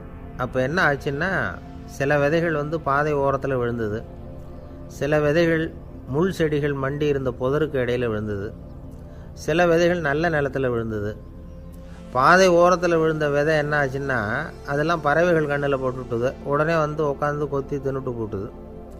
அதிகமாக மண் இல்லாத பாறை பகுதியில் விழுந்த விதையெல்லாம் லேசாக வேர் விட்டு முளைக்க ஆரம்பிச்சுது. அதுக்கப்புறம் வேர் கீழேயும் ஆழமாக போக முடியல, மேலேயும் சூரிய வெப்பம் அதிகம் தாங்க முடியல, எல்லாம் காஞ்சி கருகி போட்டுது. புதர் பகுதியில் சில விதைகள் விழுந்தது இல்லையா, முள் செடிகள் காடாக மண்டி போயிருந்தது. அதனால் முளைச்சி வர்ற செடிக்கு நெருக்கடி அதிகமாக போட்டுது, சரியாக வளர முடியல, விளைச்சலும் சரியாக இல்லை. நல்ல நிலத்தில் விழுந்த விதைகள் மட்டும் நல்லா முளைச்சிது, நல்லா வளர்ந்தது, விளைச்சலும் பிரமாதமாக இருந்தது. இந்த கதையை சொல்லிவிட்டு கேட்க செவியுள்ளோர் கேட்கட்டும் அப்படிங்கிறார் இயேசு பெருமான். ஆமாம், இயேசு கடலில் நின்ற படகு ஒன்றில் உட்காந்துருக்கிறார். கடற்கரையில் ஏராளமான மக்கள் உட்காந்துருக்கிறாங்க. அந்த சமயத்தில் தான் இயேசு வந்து ஓமைகள் மூலமாக மக்களுக்கு பல உண்மைகளை சொல்லிகிட்டு இருக்கிறார். மக்கள் அந்த கதையை கேட்டுட்டு ஒன்றும் புரியாமல் முழிக்கிறாங்க. அதை கவனித்த இயேசு அந்த ஓமையை விளக்க ஆரம்பித்தார். இதில் அந்த விதைக்கிறவர் தான் இறைவன். அவருடைய வார்த்தைகளை விதைக்கிறார். அந்த வார்த்தைகளை கேட்கிற மக்கள் அந்த விழுந்த விதைகள் மாதிரி 4 வகையானவர்கள். சில பேர் பாதை ஓரத்தில் விழுந்த விதைகள் மாதிரி. இறைவன் வார்த்தைகளை அவங்க கேட்குறாங்க, ஆனால் தீய எண்ணங்கள் செய்கைகள் மூலமாக விதைக்கப்பட்ட வார்த்தைகள் அழிஞ்சு போடுது. இறைவன் வார்த்தைகளை கேட்ட உடனே மகிழ்ந்து போய் உடனே சில பேர் அதை ஏற்றுக்கிறாங்க. இவங்கெல்லாம் அந்த பாறை பகுதியில் விழுந்த விதைகள் மாதிரி. அதனால் இவங்கெல்லாம் வேறு இல்லாதவங்க. கொஞ்ச காலத்துக்கு இறை வார்த்தைகளுக்கு கீழ்ப்படிந்து நடப்பாங்க. அதனால் ஏதாவது இடைஞ்சல் ஏற்பட்டால் உடனே தடுமாறுவாங்க. தங்கள்கிட்ட இருக்கிற நல்ல பண்புகளை விட்டுட்டு பாவ வழிகளுக்கு போயிடுவாங்க. முள் செடிகளுக்கு இடையில் விழுந்த விதைகள் மாதிரி உள்ளவங்க யாருன்னா, இவங்களுக்கு உலக கவலை உண்டு, செல்வத்தின் மீது மயக்கம் உடையவர்கள். உலக ஆசைகள் இவங்களுக்குள்ளே பூந்துடுறதுனால அங்கே இருக்கிற நல்ல பண்புகள் மறைஞ்சு போயிடுது. அதனால் அவங்களும் உபயோகம் இல்லாதவங்களாக ஆயிடுறாங்க. நல்ல மனிதர்கள் நல்ல நிலத்தில் விழுந்த விதைகளுக்கு ஒப்பானவர்கள். இவங்க இறை வார்த்தையை கேட்குறாங்க, அதை ஏற்றுக்கிறாங்க, அவங்களும் நல்லபடியாக வாழுறாங்க, அடுத்தவங்களுக்கும் உபயோகமாக இருப்பாங்க. இதுதான் இயேசு சொன்ன விளக்கம். நல்ல வார்த்தைகளை கேளுங்கள், நல்ல வார்த்தைகளை ஏற்றுக்கொள்ளுங்கள், அடுத்தவங்களுக்கு உபயோகமாக இருங்க. இதுதான் பெரியவங்கள்லாம் நமக்கு சொல்லுகிற உபதேசம். ஒரு அப்பா தன்னுடைய மகனுக்கு உபதேசம் பண்ணார். இதை பாருப்பா, நல்ல வார்த்தைகளை கேட்கணும், எப்போதுமே மகன் அப்பா பேச்சை கேட்குறது நல்லது அப்படின்னாராம். நீ ஏதாவது ஒரு தப்பு பண்ணால் என் தலையில் ஒரு முடி நரைச்சி வெள்ளையாக போடும்பா, நீ செய்கிற ஒவ்வொரு தப்புக்கும் என் தலையில் ஒவ்வொரு முடி வெள்ளையாயிடும் அப்படின்னாராம். பையன் யோசித்தான், அப்பா இப்போ தான் எனக்கு புரியுது, தாத்தாவோட தலைமுடி பூராவும் வெள்ளையாக இருக்கிறதுக்கு என்ன காரணம்ங்கிறது எனக்கு இப்போ தான் புரியுது அப்படின்னானா. ஒரு ஊரில் ஒரு ராஜா இருந்தார். அவர் ஒரு பூனை வளர்த்தார். ரொம்ப செல்லமாக அவர் அந்த பூனையை வளர்த்தார். அவர் என்ன பண்ணுவார் தெரியுமா? இரவு நேரத்தில் அந்த பூனையோட தலையில் ஒரு விளக்கை வச்சுருவார். அந்த பூனை ரொம்ப ஜாக்கிரதையாக அந்த விளக்கு கீழே விழுந்துடாமல் பார்த்துக்கும். தலையை ஆட்டாமல் ரொம்ப நிதானமாக ராஜா பின்னாடி நடந்து போய்கிட்டே இருக்கும். அந்த விளக்கு வெளிச்சத்தில் எல்லா வேலைகளையும் செஞ்சிருவார். கையில் ஒரு விளக்கை தனியாக எடுத்துகிட்டு போக வேண்டிய அவசியமே இல்லை. விளக்கை தூக்கிட்டு போகிற வேலையை அந்த பூனை பார்த்துக்கும். அதனால் ராஜாவுக்கு அந்த பூனை மேலே ரொம்ப பிரியம். மந்திரிகளையெல்லாம் கூப்பிட்டு அவங்கக்கிட்ட சொல்லுவார், பார்த்தீங்களா இந்த பூனை எவ்வளவு விசுவாசமாக நடக்குது, என் பேரில் எவ்வளவு மரியாதை பார்த்தீங்களா அதுக்கு அப்படிம்பார். இதை கேட்டுவிட்டு அங்கேருந்து அமைச்சர்களில் ஒருத்தர் சொன்னார், மன்னா நீங்கள் சொல்கிறது சரிதான், இருந்தாலும் இந்த பூனையோட விசுவாசத்தை நாம் கொஞ்சம் சோதித்து பார்க்க வேண்டியிருக்கு அப்படின்னாராம். சரி, உங்கள் ஆசையை ஏன் கெடுக்கணும், நல்லா சோதித்து பாருங்கள் அப்படின்னு சொல்லிவிட்டார் ராஜா. உடனே அந்த அமைச்சர் என்ன பண்ணார் தெரியுமா? எங்கேயோ புறப்பட்டு போனார். ஒரு 5-6 எலிகளை பிடிச்சிக்கிட்டு வந்தார். அரண்மனையில் ராஜா ஏதோ வேலை பார்த்துக்கிட்டு இருக்கிறாரு. பக்கத்தில் அந்த பூனை ரொம்ப பணிவாக நின்றுக்கிட்டு இருக்குது. அது தலையில் விளக்கு எரிஞ்சிக்கிட்டு இருக்கு. அமைச்சர் தான் பிடிச்சிக்கிட்டு வந்த எலிகளை அந்த பூனை பார்வையில் படுறது மாதிரி எதிரில் விட்டார். அந்த எலிகள்லாம் அங்கேயும் இங்கேயும் ஓட ஆரம்பிச்சிது. அதை பார்த்தது பூனை, அவ்வளவுதான். தலையில் இருக்கிற விளக்கை பற்றியும் கவலைப்படலை, ராஜாவை பற்றியும் கவலைப்படலை. ஒரே பாய்ச்சலாக பாஞ்சு எலிகளை துரத்த ஆரம்பிச்சுட்டுது. தலையில் இருந்த விளக்கு எங்கேயோ போய் விழுந்தது, அணைஞ்சு போச்சு. இருட்டில் ராஜா தடுமாற ஆரம்பிச்சுட்டார். இந்த சமயத்தில் அந்த அமைச்சர் மறுபடியும் விளக்கை ஏற்றினார். வெளிச்சம் வந்தது. அதுக்கப்புறம் அந்த அமைச்சர் பேசினார், அரசே, பூனையோட விசுவாசத்தை பார்த்தீங்களா? எலி அது கண்ணில் படுற வரைக்கும் தான் விசுவாசமாக இருந்தது. அது மாதிரி எலியை பார்த்ததும் எல்லாத்தையும் விட்டுட்டு அதை துரத்த ஆரம்பிச்சுட்டு பார்த்தீங்களா? தான் அந்த பூனையை பற்றி நினச்சது தப்புங்கிறது அதுக்கப்புறம் தான் அந்த ராஜாவுக்கு புரிஞ்சுதான். சரி, இப்போ எதுக்கு இந்த கதையெல்லாம் அப்படிங்கிறீங்களா? இந்த பூனை மாதிரி தான் நம்ம மனசும். மனசை எவ்வளவு தான் பயிற்சி கொடுத்து பக்குவமாக வச்சுருந்தாலும் பார்க்குறதுக்கு பரமசாது மாதிரி தான் இருக்கும். பார்க்க வேண்டியதை பார்த்துட்டுதுன்னா பாஞ்சிரும். இந்த பூனை மாதிரி புலன் இன்ப பொருள்கள் கிட்டாத வரைக்கும் மனம் அடங்கி இருக்கிறது மாதிரி தான் தெரியும். கொஞ்சம் வாய்ப்பு கிடைச்சாலும் அது குதிக்க ஆரம்பிச்சிடும், தப்பு பண்ண ஆரம்பிச்சிடும். பெரிய பெரிய முனிவர்கள் வாழ்க்கையில் நடந்த வீழ்ச்சி இதை தான் நிரூபிக்குது. புலன்களின் ஆற்றல் அதிகம். அதனால் மனக்கட்டுப்பாடு பயிற்சிகளில் ரொம்ப எச்சரிக்கையாக இருக்கணுங்கிறார் சுவாமி சிவானந்தர். மது பழக்கத்தையே விட்டுவிட்டேன்னு உறுதியாக இருப்பான். கடை கண்ணில் பட்டுவிட்டதுன்னா கால் அவனை கேட்காமலே இழுத்துக்கிட்டு உள்ளே போயிடும். இதுதான் மனசுங்கிறது. அதுதான் அந்த ராஜா வளர்த்த பூனை. நம்மால் ஒருத்தன் அந்த ராஜா பூனை தலையில் விளக்க வச்சது மாதிரி இவன் தன்னுடைய தலையிலேயே ஒரு விளக்கை ஏற்றி வச்சுக்கிட்டு என்னத்தையோ தேட ஆரம்பித்தான். தேடிக்கிட்டு இருக்கிறான். தலையை ஆட்டாமல் நிதானமாக நடந்து ரொம்ப நேரமாக தேடிட்டு இருக்கிறான். அந்த சமயம் அங்கே வந்த ஒருத்தர் என்னத்தை தேடுறீங்கன்னு கேட்டார். அதுதான் மறந்து போச்சு அப்படின்னு இழுத்தான். சரி, கொஞ்சம் இப்படி உட்காருங்க, ஞாபகம் வந்ததும் தேட ஆரம்பிக்கலாம் அப்படின்னார் அவர். இவன் கொஞ்ச நேரம் உட்காந்து யோசித்தான். அப்புறம் திடீர்னு எழுந்திரிச்சான். ஞாபகம் வந்துட்டுதுன்னா. என்னன்னு கேட்டார். எங்கள் வீட்டில் இருந்த விளக்கை எங்கே வச்சேன்னு தெரியல, அதை தான் தேடிக்கிட்டு இருக்கிறேன், ஏற்றி வைக்கலாம்னு பார்க்குறேன் அப்படின்னா.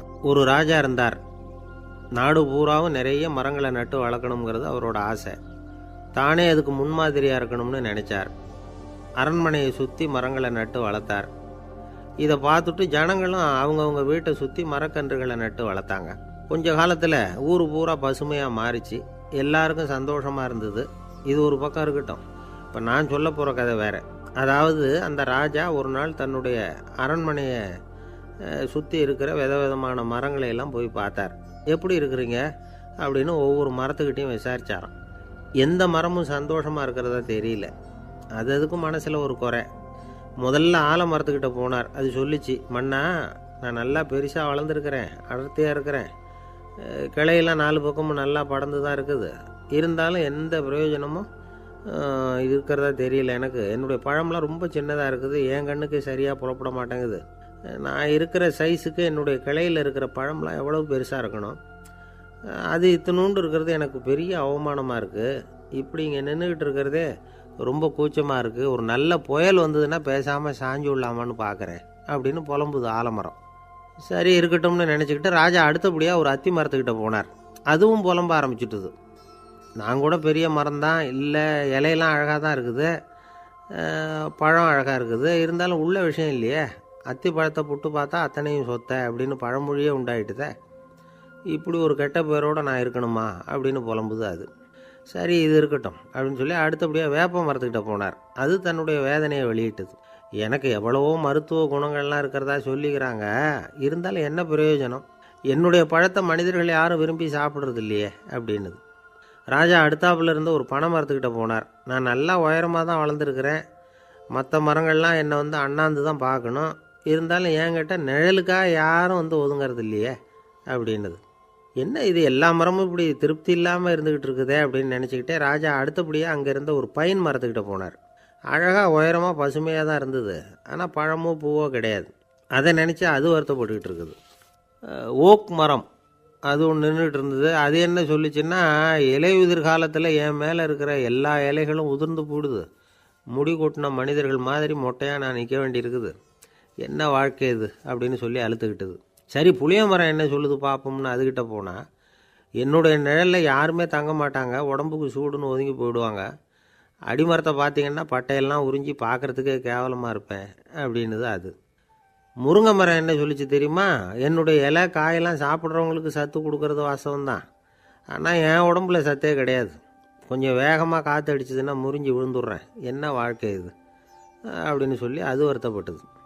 ராஜா யோசனை பண்ணார். என்ன இது, மரங்கள் பூமியின் வரங்கள்னு சொல்கிறோம், மழை பெய்யறதுக்கு அதுதான் காரணம், பூமி செழிப்பாக இருக்கிறதுக்கும் அதுதான் காரணம், வீடு கட்டுறதுக்கு மரம், நாற்காலி செய்ய உபயோகப்படுத்துறதுக்கும் அதுதான் உபயோகப்படுது, மனுஷனுக்கு வேண்டிய ஆகாரங்களையும் கொடுக்குது, இப்படிலாம் இருந்தும் எல்லா மரமும் நிம்மதி இல்லாமல் இருந்துக்கிட்டு இருக்குதே அப்படின்னு நினச்சார்.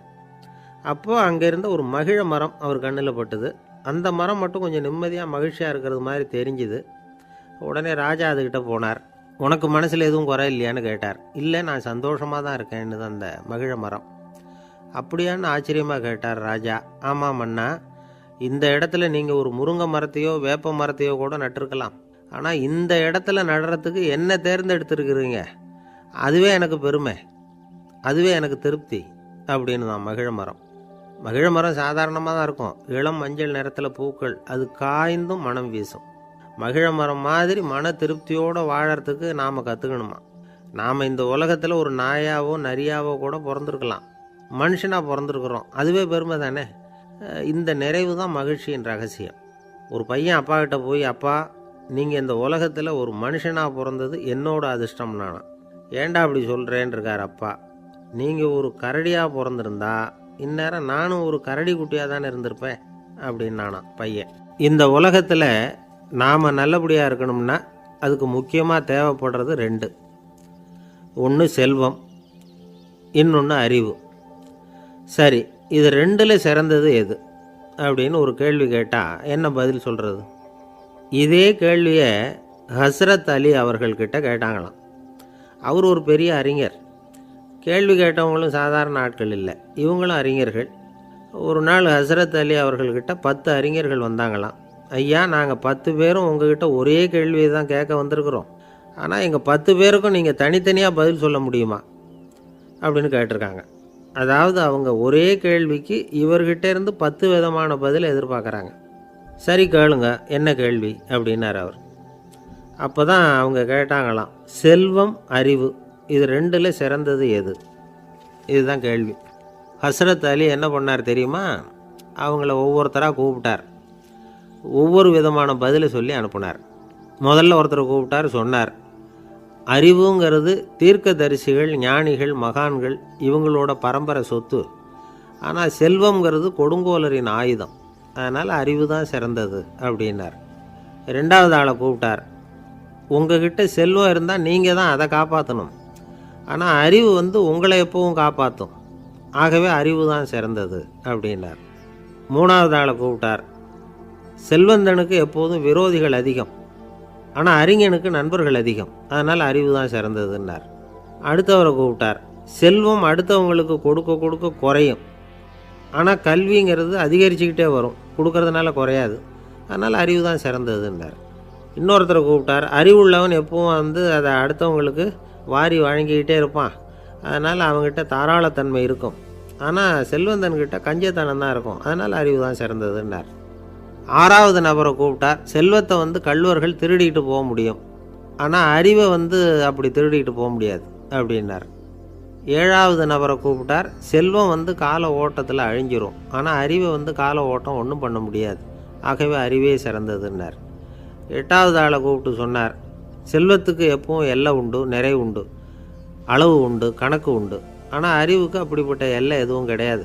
அதனால் அதுதான் சிறந்ததுன்னார். அடுத்தவனை கூப்பிட்டார். செல்வம் உள்ளத்தில் உள்ள ஒளியை போக்கிவிடும், இருட்டை உண்டாக்கிவிடும், விரிந்த மனப்பான்மையை குறுகலாக்கிவிடும். ஆனால் அறிவு அப்படி இல்லை, இருண்ட உள்ளத்தில் ஒளியை பாய்ச்சி அதை விசாலப்படுத்துது. அதுதான் சிறந்ததுன்னார். கடைசியாக 10வது நபரை கூப்பிட்டார். செல்வம் மனசில் செருக்கை உண்டாக்குது, ஆணவத்தை ஏற்படுத்துது. அதனால் நானே கடவுள்னு நினைக்கிற அளவுக்கு மனுஷனை தாழ்த்தி விடுது. ஆனால் அறிவு பணிவையும் பண்பாட்டையும் வளர்க்குது. அதனால் அறிவு தான் சிறந்ததுன்னார். ஆக இப்படி 10 பேருக்கும் 10 விதமாக பதில் சொன்னது மூலமாக ஹஸ்ரத் அலி அவர்கள் அறிவு தான் செல்வத்தை விட சிறந்தது அப்படிங்கிறதுக்கு 10 காரணங்களை சுட்டி காட்டியிருக்கார். அந்த அறிஞர் 10 பேர் கேட்ட ஒரே கேள்விக்கு 10 பதில் சொன்னார்.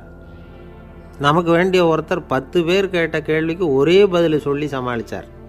கேள்வி என்ன தெரியுமா? என்கிட்ட வாங்கின கடனை எப்போயா திருப்பி கொடுக்க போகிற? இதுதான் அந்த 10 பேரும் கேட்ட ஒரே கேள்வி. இந்த மாதம் 26ஆம் தேதி தந்துடுறேன் அப்படிங்கிற ஒரே பதில் சொல்லி அவ்வளவு பேரையும் இவர் அனுப்பி வச்சுட்டாராம்.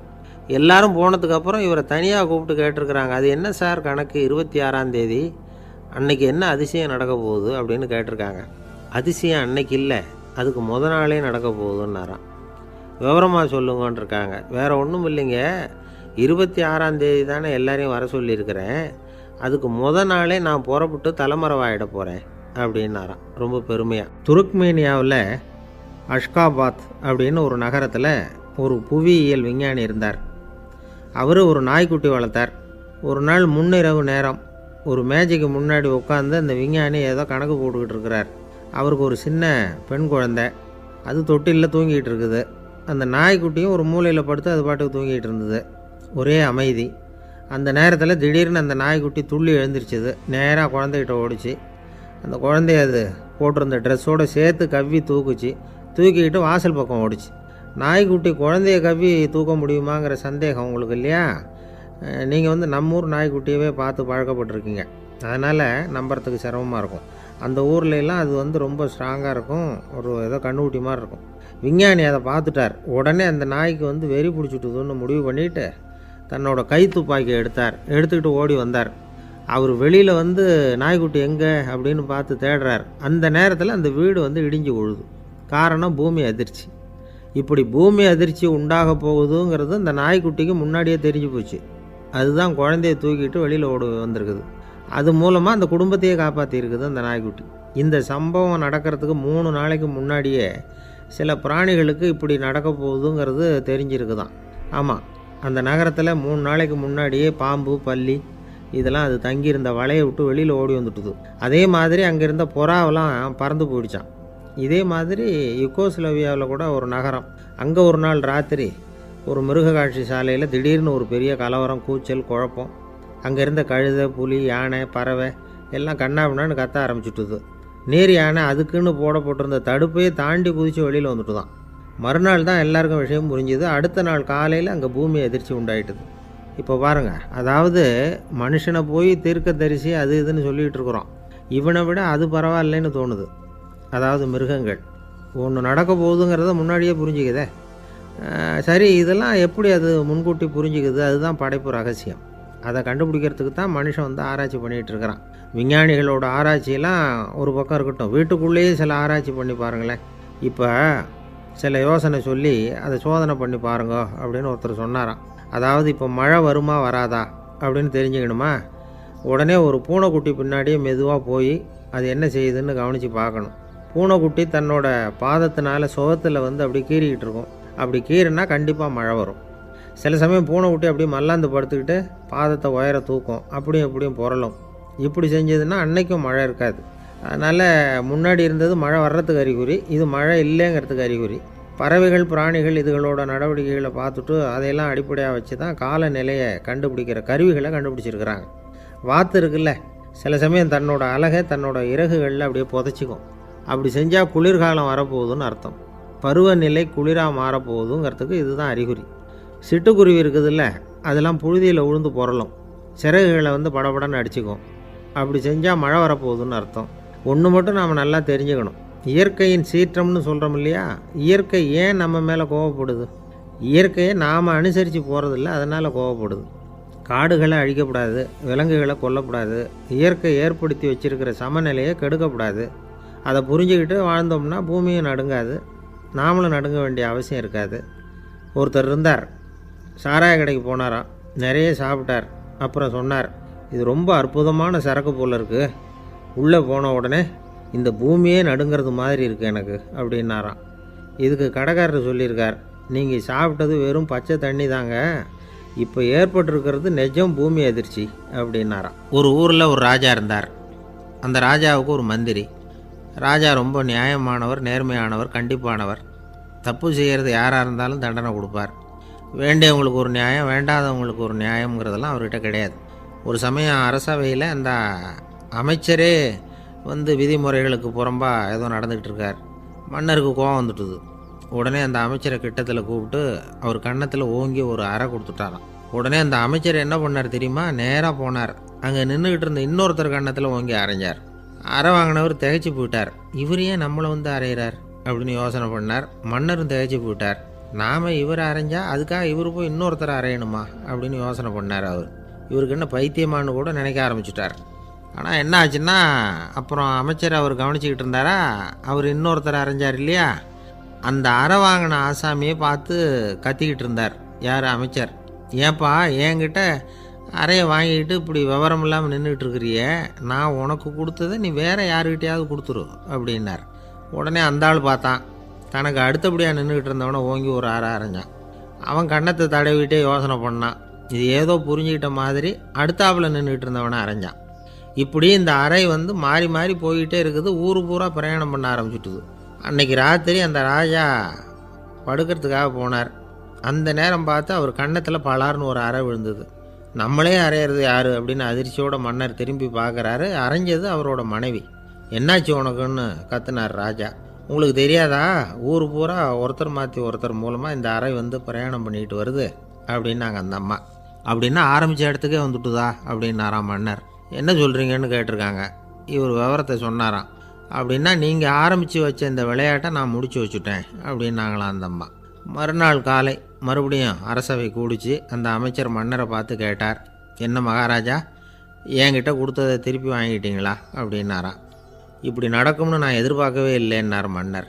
ஆனால் நான் எதிர்பார்த்தேன், அது எங்கே போயிட போகுது, ஊர் பூரா சுற்றி கடைசியில் உங்ககிட்ட தான் வந்து சேரும் அப்படிங்கிறது எனக்கு தெரியும் அப்படின்னார் அமைச்சர். இந்த கதை வேடிக்கையாக இருந்தால் கூட இதில் உள்ள கருத்து முக்கியமானது. இந்த உலகத்தில் பல கருத்துக்கள் இப்படி தான் மாறி மாறி சுற்றி வந்துக்கிட்டே இருக்குது. நம்மால் ஒருத்தன் தன்னுடைய நண்பன் ஒருத்தனை கடத்தெருவில் பார்த்தான். உடனே ஓடி போய் பலார்னு ஒரு அறை கொடுத்தானா. அவன் கண்ணத்தை தடவிட்டு ஏன்டா என்ன அரைஞ்சேன்னு கேட்டிருக்கான். நீ ஏன்டா என்னை முட்டாள்னு என் மனைவிட்ட போய் சொன்னேன் அப்படின்ட்டுருக்கான் அவன். உன்னை ஒரு முட்டாள்னு சொன்னதுக்காகவா நீ என்ன அரைஞ்ச அப்படின்னு கேட்டிருக்கான் இவன். டேய், நான் அதுக்காக அறையலப்பா, அது ஒரு பெரிய ரகசியம். நான் முட்டாளுங்கிறது அந்த ரகசியத்தை நீ ஏன் எங்கள் வீட்டில் போய் சொன்னேன், அதுக்காக தான் அரைஞ்சேன் அப்படின்னானா அவன். பக்தின்னு சொல்கிறோம் இல்லையா, அது 3 வகைப்படும் அப்படிங்கிறார் ஒரு பெரியவர். அது என்ன 3 வகைன்னா, தெய்வ பக்தி, அடியார்கள் பக்தி, குரு பக்தி. அடியார் பக்தியை விட தெய்வ பக்தியை விட குரு பக்தி தான் ரொம்பவும் சிறந்ததுங்கிறார் அவர். தெய்வத்துக்கிட்ட செஞ்ச பாவம் குருநாதர்கிட்ட தீர்ந்துருமா, குருநாதர்கிட்ட செஞ்ச பாவம் தெய்வத்துக்கிட்ட போனாலும் தீராதான். இப்படி பெரியவங்களாம் சொல்லி வச்சுருக்கிறாங்க. ஒரு காடு, அங்கே அயோத தௌமியர் அப்படின்னு ஒரு தபோதனர். அவர் பல மாணவர்களை ஒன்றா சேர்த்து ஒரு குருகுலம் நடத்திக்கிட்டு இருக்கிறார். பல தரப்பட்டவங்க பல திறப்பட்டவங்க மாணவர்கள் அதில் சேர்ந்து படிச்சுக்கிட்டு இருக்கிறாங்க. பாஞ்சால ராஜகுமாரன் ஒருத்தனும் அந்த குருகுலத்தில் சேர்ந்து படிச்சுக்கிட்டு இருக்கிறான். அவன் பேர் ஆருணி. பெரிய இடத்து புள்ள, இருந்தாலும் படுப்பில் ரொம்ப கெட்டிக்காரனாக இருந்தான். அவன் தான் அங்கே முதல் மாணவன். ஒரு நாள் குருநாதர் அந்த அரசகுமாரனை கூப்பிட்டார். நம்ம குருகுலத்துக்கு சொந்தமான வயலில் தண்ணீர் பெருகி வெள்ளம் பயிரை அழிக்குதான், அதனால் நீ போய் மடையை அடைச்சிட்டு வந்துரு அப்படின்னார். அந்த அரசகுமாரன் உடனே புறப்பட்டான். குருநாதர் சொல்லிட்டார்ல, உடனே புறப்பட்டான். நான் பெரிய இடத்து பிள்ளையாச்சே, ராஜகுமாரனாச்சே, ரொம்ப செல்வாக்கூட வளர்ந்தவனாச்சே, நான் போய் வயலில் இறங்கி வேலை செய்கிறதா அப்படின்னுலாம் அவன் நினைக்கல. குருநாதர் கட்டளையை நிறைவேற்ற வேண்டியது நம்ம கடமை அப்படின்னு நினச்சான். உடனே ஒரு மண்வெட்டியை தூக்கி தோளில் வச்சுக்கிட்டு புறப்பட்டு போயிட்டான். வயலுக்கு போனான். பார்த்தான், தண்ணி கரையை உடச்சிக்கிட்டு வயலுக்குள்ளே ஏகமாக பாஞ்சிக்கிட்டு இருக்குது. இவன் மண்வெட்டியால் களிமண்ணை புல்லோடு சேர்த்து புல் பற்ற மாதிரி வெட்டி வெட்டி போட்டான். இருந்தாலும் மடையை அடைக்க முடியல. தண்ணி அதை மீறி வந்துக்கிட்டே இருக்குது. தண்ணி வேகமாக வயலுக்குள்ளே போய்கிட்டே இருக்குது. போடுற பத்தையெல்லாம் கரைஞ்சி கரைஞ்சி போயிட்டுருக்கு. இருந்தாலும் இவன் தன்னுடைய முயற்சியை கைவிடலை. வெட்டி வெட்டி போட்டுக்கிட்டே இருக்கிறான். காலையில் அங்கே போனவன் சாயந்தரம் வரைக்கும் இப்படி செஞ்சுக்கிட்டு இருக்கிறான். உடம்பும் மனசும் ரொம்பவும் சோர்ந்து போச்சு. இருந்தாலும் குருநாதர் இட்ட கட்டளையை நிறைவேற்றாமல் இருக்கிறோமேங்கிற ஒரு குறை அவனுக்கு இருக்குது. குரு கட்டளையை நிறைவேற்றாத நான் இன்னமும் இருக்கணுமா அப்படின்னு யோசனை பண்ண ஆரம்பிச்சிட்டான். என்ன செய்யலாம்னு பார்த்தான். நம்ம குருநாதர் இட்ட பணிக்காக இந்த உடம்பையே தியாகம் பண்ணலாம் அப்படின்னு முடிவு பண்ணான். தண்ணி பாயுதில் அதுக்கு குறுக்க விழுந்து அப்படியே மடையை அடைச்சிக்கிட்டு அப்படியே படுத்துட்டான். இது மற்றவங்களுக்கு தெரியாது. அன்னைக்கு ராத்திரி ஒரு விளக்கு முன்னாடி உட்காந்து குருநாதர் பிள்ளைங்களுக்கு பாடம் சொல்லி கொடுத்துக்கிட்டு இருக்கிறார். வரிசையில் இருக்கக்கூடிய ராஜகுமாரனை காணலை. நம்ம ஆருணி எங்கே போனா அப்படின்னு சொல்லி மற்ற மாணவர்களை விசாரித்தார். இப்போ அவங்க சொன்னாங்க, சுவாமி, அவன் காலையில் வயலுக்கு மடையை அடைக்கிறதுக்காக போனான், நீங்கள் தான் போக சொன்னீங்க, இன்னும் திரும்பி வரல அப்படின்னு அவர் பையன். குருநாதர் உடனே ஒரு தீவெட்டி எடுத்துக்கிட்டு மாணவர்களை அழைச்சிக்கிட்டு வயலுக்கு போனார். அங்கே போய் பார்த்தா ஆளை காணும். ஆருணி ஆருணின்னு சொல்லி சத்தம் போட்டு கூப்பிட்டு பார்க்குறார். நான் இங்கே இருக்கேன் குருநாதா அப்படின்னு காலுக்கு அடியிலேருந்து ஒரு சத்தம் வருது. குனிஞ்சு பார்த்தா அவன் மடையில் படுத்துருக்குறான். என்னப்பா இதுன்னார். காலையிலேருந்து இந்த மடையை அடைச்சி பார்த்தேன் சுவாமி, முடியல, அதனால் இப்படி குறுக்க படுத்துட்டேன். என்னை தாண்டறதுக்கு பயந்து போய் தண்ணியை தேங்கி நின்றுட்டுது அப்படின்னா. அவனுடைய குரு பக்தியையும் அவனை தாண்டறதுக்கு அஞ்சு நிற்கிற தண்ணி தேக்கத்தையும் பார்த்துட்டு எல்லாரும் ரொம்ப ஆச்சரியப்பட்டு போயிட்டாங்களாம். ஆருணி எழுந்திரிச்சு வா அப்படின்னு கூப்பிட்டாரான் குருநாதர். அவன் தண்ணீரை பொழந்துக்கிட்டு எழுந்திரிச்சு வந்தானான். அதனால் அவனுக்கு உத்தாலகன் அப்படின்னு ஒரு பேர். உத்தாலகன்னா தண்ணீரை பிளந்தவன் அர்த்தம். அந்த உத்தாலகன் மாதிரி இந்த காலத்து மாணவர்களுக்கும் குரு பக்தி வேணும் அப்படின்னு சொன்னோம் ஒரு பள்ளிக்கூடத்தில். உடனே நிறைய மாணவர்கள் எழுந்திரிச்சு நின்னாங்க. சார், நீங்கள் எங்களை இன்னமும் சரியாக புரிஞ்சுக்கலன்னு நினைக்கிறோம். அன்னைக்காவது ஒருத்தன் அப்படி இருந்தான், இன்றைக்கி ஏகப்பட்ட உத்தாலகர்கள் இருக்கிறோம். எங்கள் வாத்தியார் கட்டளை இட்டால் இப்போவே அது மாதிரி வயலுக்கு போய் மடையில் குறுக்கப்படுத்துக்கிறதுக்கு இந்த வகுப்பில் உள்ள அத்தனை பேரும் தயாராக இருக்கிறோம் அப்படின்னாங்க. அப்படியா அப்படின்னு சொல்லி கேட்டோம் ரொம்ப சந்தோஷமாக. ஒருத்தன் ரொம்ப அடக்கமாக எழுந்திரிச்சான். அப்புறம் சொன்னான், ஆமாம் சார், வகுப்பில் இவர் நடத்துகிற பாடத்தை கேட்டுக்கிட்டு இருக்கிறத விட பேசாமல் போய் மடையில் படுத்துடுறது ஒன்றும் கஷ்டமான காரியமாக இருக்காது. அதனால தான் எல்லாரும் அங்கே போகிறேன்னு சொல்கிறோம் அப்படிங்கிறான். ஒரு இலக்கிய கூட்டம் ஏற்பாடு பண்ணியிருக்கிறோம், நீங்கள் அவசியம் அதில் பேசணும் அப்படின்னு கேட்டுக்கிட்டார் ஒருத்தர். வேணாங்க, 4 பேருக்கு முன்னாடி நிற்கிறதுனா எனக்கு ரொம்ப கூச்சமாக இருக்கும் அப்படின்னாரு இவர். ஏன் சார் இன்னமும் குழந்த மாதிரி கூச்சப்படுறீங்களே அப்படின்னார் அவர் ஒரு மாதிரியாக சமாளித்து அனுப்பி வச்சுட்டு அதுக்கப்புறம் அதை பற்றி இவர் யோசித்து பார்த்துருக்கார். சில நிபுணர்கள் எழுதியிருக்கிறத படித்தும் பார்த்துருக்கிறார். மனோதத்துவ நிபுணர்கள் என்ன சொல்கிறாங்க தெரியுமா? 10லேருந்து 20% குழந்தைகள் பிறக்கிறப்பவே கூச்ச சுபாவம் கொண்டதாக தான் இருக்குதாம். ஒரு தாத்தா தன்னோட பேர பிள்ளைய ஆசையாக கூப்பிடுறார் விளையாட்டு காட்ட, அதை அழுதுகிட்டு ஓடி போகுது. ஒரு அம்மா தன்னோட பிள்ளைய பள்ளிக்கூடத்தில் சேர்க்கறதுக்காக கூப்பிட்டுக்கிட்டு போகிறாங்க. அந்த புள்ள அம்மாவோட முந்தானையில் ஒளிஞ்சிக்கிட்டு வெளில வரமாட்டேங்குது. இவங்களெல்லாம் எப்படி சமாளிக்கிறது? குழந்தைகளோட கூச்ச சுபாவத்தை போக்குறது எப்படி?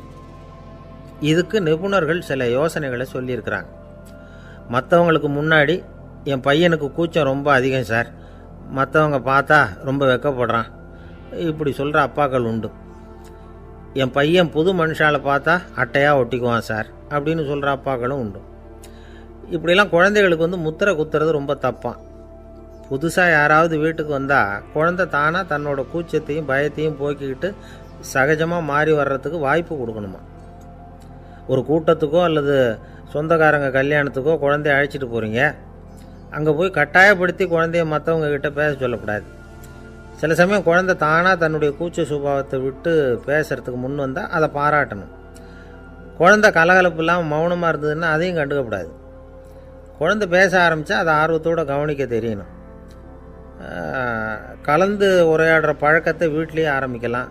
கேட்டதுக்கு பதில் சொல் அப்படின்னு நீங்கள் அதிகாரம் பண்ணிகிட்டு இருக்கக்கூடாது. அது குழந்தைக்கு பேசுகிற சந்தர்ப்பத்தை குறைச்சிருமா. இப்போ நாம் அதிகாரம் பண்ணால் கேலி செய்கிற பழக்கம் குழந்தைகளை ரொம்ப பாதிச்சிருமா. பெரியவங்களானதுக்கு அப்புறமும் சில பேர் கூச்சத்தோடவும் பயத்தோடவும் இருக்கிறதுக்கு இதுதான் காரணம். சின்ன வயசில் அவங்கெல்லாம் ஏதாவது கேலிக்கு ஆளாகி இருப்பாங்க. 2வது குழந்தை மூத்த குழந்தைய கேலிக்கு ஆளாகிற சந்தர்ப்பங்களை கண்டு கேலி பண்ணினா அது இளம் நெஞ்சங்களை விட்டு நீங்கிறதே இல்லையா. எப்பவும் குழந்தையோட நடை உடை பாவனைகளை பற்றி சொல்லிக்கிட்டே இருக்கக்கூடாதான். அதுவே கூச்ச சுபாவத்தை கொண்டுட்டு வந்துடுமா. அப்பா எங்கேன்னு யாராவது கேட்டால் இது மாதிரி இன்ன காரியத்துக்காக வெளியில் போயிருக்கார், இத்தனை மணிக்கு திரும்பி வருவார் அப்படின்னு சொல்கிற அளவுக்கு குழந்தைகளை பழக்கப்படுத்தி வைக்கணும். ஃபோன்லேயே யாராவது விசாரித்தா கூட இது மாதிரி பதில் சொல்லு அப்படின்னு சொல்லணும். சின்ன சின்ன மீட்டிங்கில் 4 வார்த்தை பேச தயார் பண்ணலாம். ஒரு கடையிலையோ அல்லது ஹோட்டல்லையோ ஏதாவது விவரம் கேட்கணும்னா உங்கள் குழந்தைய தைரியமாக அனுப்புங்க. குழந்தைகள் பணிவாகவும் பொறுமையாகவும் விவரம் கேட்குறப்போ கூச்ச சுபாவம் தானாக போயிடும். சின்ன வயசுலேயே இப்படிலாம் பழக்கப்படுத்தினா தான் வருங்காலத்தில் தைரியமாக இந்த சமுதாயத்தில் வாழ முடியும். இல்லைன்னா 60 வயசுலேயும் அடுப்பங்கரையை விட்டு வெளில வர்றதுக்கு கூச்சப்பட்டுக்கிட்டு தான் இருக்க வேண்டியிருக்கும். இந்த காலத்து பிள்ளைங்க எவ்வளவோ பரவாயில்ல, எதுக்கும் தயங்குறதில்ல, கூச்சப்படுறதில்ல. ஒரு அம்மா அடுப்பங்கரையிலேருந்து சத்தம் போட்டாங்க, டேய் ராமு, தயவு பண்ணி அந்த டிவியை நிறுத்துறா, அந்த பெண்ணோட குரல் மகா மோசம், அடுப்பங்கரையில் இருக்கிற என்னாலேயே அதை சகிச்சிக்க முடியல அப்படின்னாங்களாம். உடனே பையன் கொஞ்சம் கூட தயங்காமல் பதில் சொல்கிறான், அம்மா, இந்த குரல் டிவியிலேருந்து வரல, எதிர்த்த விட்டு மாமி தான் இங்கே வந்திருக்கிறாங்க, அவங்க தான் இப்போ என்னோட பேசிக்கிட்டு இருக்கிறாங்க அப்படின்னு நானும். ஐயா, உங்கள் பேரை தொடர்ந்து தினம் கேட்டுக்கிட்டு இருக்கிறேன் அப்படின்னார் ஒருத்தர். தொடர்ந்து கேட்குறீங்களே, உங்களுக்கு காது வலிக்கலையா அப்படின்னு கேட்டோம். பேசுகிற உங்களுக்கே வாய் வலிக்கலை அப்படிங்கிறப்போ கேட்குற எங்களுக்கு எப்படி காது வலிக்கும் அப்படின்னார். நம்ம உடம்புல ஒரு அதிசயம் என்ன தெரியுமா? ரொம்ப நேரம் நாம் நடக்கிறோம்னு வச்சுக்கோங்க, கால் வலிக்கும். ரொம்ப நேரம் வேலை செஞ்சால் கை வலிக்கும், உடம்பு வலிக்கும். ரொம்ப நேரம் பார்த்துக்கிட்டே இருந்தால் கண்ணு வலிக்கும். ரொம்ப நேரம் பேசிக்கிட்டே இருந்தால் வாய் கூட வலிக்கும். ஆனால் ரொம்ப நேரம் கேட்டுக்கிட்டே இருக்கிறதுனால காது வலிக்கிறது இல்லை. அதனால் கேட்குறதுக்கு முக்கியத்துவம் கொடுத்தாங்க நம்ம பெரியவங்க. திருவள்ளுவர் தேவையில்லாமல் வார்த்தைகளை உபயோகப்படுத்த மாட்டார். ஒரு திருக்குறள்னு எடுத்துக்கிட்டாவே அதில் மொத்தம் 7 வார்த்தைகள், அவ்வளவுதான். அப்படி 7 வார்த்தைகள் மட்டுமே உள்ள ஒரு திருக்குறளில் வள்ளுவர் ஒரே வார்த்தையை 5 தடவை உபயோகப்படுத்தியிருக்கிறார், திரும்ப திரும்ப பயன்படுத்தியிருக்கிறார். அப்படின்னா அதை எந்த அளவுக்கு வலியுறுத்தி சொல்கிறார் அப்படிங்கிறத நாம் புரிஞ்சுக்கணும். அது என்ன குறள்? செல்வத்துள் செல்வம் செவிச்செல்வம், அச்செல்வம் செல்வத்துள் எல்லாம் தலை. செவிச்செல்வம்ங்கிறது அவ்வளவு முக்கியமானது. கற்றலின் கேட்டல் நன்று. அதிகம் கேட்கணுங்கிறதுக்காக தான் எவ்வளவு கேட்டாலும் காது வலிக்கிறதில்ல. குறைச்சலாக பேசணும், அதிகமாக கேட்கணும். இன்னொரு விஷயம் கவனிங்க, நம்ம உடம்பில் கண்ணுக்கு மூடி இருக்குது, எதையாவது நாம் பார்க்க விரும்பலைன்னா உடனே கண்ணை மூடிக்கலாம். நம்ம வாய்க்கு மூடி இருக்குது, பேச விருப்பம் இல்லையா, வாயை மூடிக்கலாம். மூக்குக்கு கூட மூடிக்கிற வசதி இருக்குது, எதையாவது முகர விருப்பம் இல்லையா, மூச்சை அடக்கிக்கலாம். ஆனால் பாருங்கள், காதுக்கு மூடி கிடையாது, அதை கையால் தான் மூட முடியும். யார் என்ன சொன்னாலும் அது நல்லதோ கெட்டதோ காதில் விழுந்துக்கிட்டு தான் இருக்கும். அறிவு தான் நல்ல விஷயங்களை எடுத்துக்கிட்டு கெட்ட விஷயங்களை விட்டுடணும். நல்ல கருத்துக்கள் நம்ம காதில் நிறைய விழுந்துக்கிட்டே இருக்கணும். அதை கேட்டு நாம் நல்லபடியாக வாழணுங்கிறது தான் படைப்பின் விருப்பம். ஆன்மீகவாதிகள் கூட ஒன்று சொல்லுவாங்க, அதாவது ஆன்மீக பாதையில் நீங்கள் முன்னேறணும்னா முதல்ல சிரவணம் செய்யணும்பாங்க. அதாவது பெரியவங்க சொல்கிற நல்ல கருத்துக்களை கேட்கணும் அப்படின்னு அதுக்கு அர்த்தம். அதனால் யார் நல்ல கருத்துக்களை சொன்னாலும் அதை காது கொடுத்து கேளுங்க. இவ்வளவு கருத்துக்களையும் நம்ம நேயர் ஒருத்தர்கிட்ட சொல்லிகிட்டு இருந்தோம். அவரும் சரி சரின்னு தலையாடிக்கிட்டே இருந்தார். அப்புறம் சொன்னார், நீங்கள் சொல்கிறது சரிதான் சார், காதுக்கு மூடி இல்லைங்கிறது ரொம்ப சரி. அதனால தான் உங்கள் தகவல் கூட நாங்கள் விரும்புகிறோமோ இல்லையோ தினம் காதில் விழுந்துக்கிட்டு இருக்குது அப்படின்னார். எங்களுக்கு ரொம்ப பெருமையாக இருந்தது. அப்படியா அப்படின்னோம். ஆனாலும் என்ன மாதிரி சில பேர் நீங்கள் தகவல் சொல்கிற சமயத்தில் காதில் மூடி இல்லையேன்னு சொல்லி கவலைப்படுறதில்ல சார் அப்படின்னார். ஏன்னு கேட்டோம். காதை மூடுறதுக்கு தானே வசதி இல்லை, ரேடியோவை மூடுறதுக்கு வசதி இருக்குதுல்ல, அதனால் டக்குன்னு அதை மூடி வச்சுருவோம் அப்படின்னார். வங்க நாவலாசிரியர் சரத் சந்திரர் ஒரு நண்பர் அவர்கிட்ட வந்தார். வழக்கமாக எல்லா எழுத்தாளர்கள்கிட்டையும் கேட்குற ஒரு கேள்வியை கேட்டார். நீங்கள் எழுத்துத்துறைக்கு வந்தது எப்படி? இதுதான் கேள்வி. அதை தெரிஞ்சு என்ன பிரயோஜனம்னார் சரத் சந்திரர். சும்மா சொல்லுங்களேன், தெரிஞ்சுக்கிறேன் அப்படின்னார் வந்தவர். சரி சொல்கிறேன்னு ஆரம்பித்தார். நான் ரங்கூனில் வேலை பார்த்துக்கிட்டு இருந்தேன். சம்பளம் பத்தல, வேலையும் பார்த்துக்கிட்டு ஒரு பலசரக்கு கடை வைக்கலாம்னு நினச்சேன். என்னால் மளிகை கடை வச்சு சரியாக நடத்த முடியுமாங்கிற சந்தேகம் என் மனைவிக்கு. அதை சோதனை பண்ணி பார்க்கணுங்கிறதுக்காக சில பொருள்களின் அளவு, அதோட விலை, இப்படி சிலதை சொல்லி எல்லாத்தையும் மனக்கணக்காக கூட்டி போட சொன்னாங்க. என்னால் சரியாக கூட்டி சொல்ல முடியல.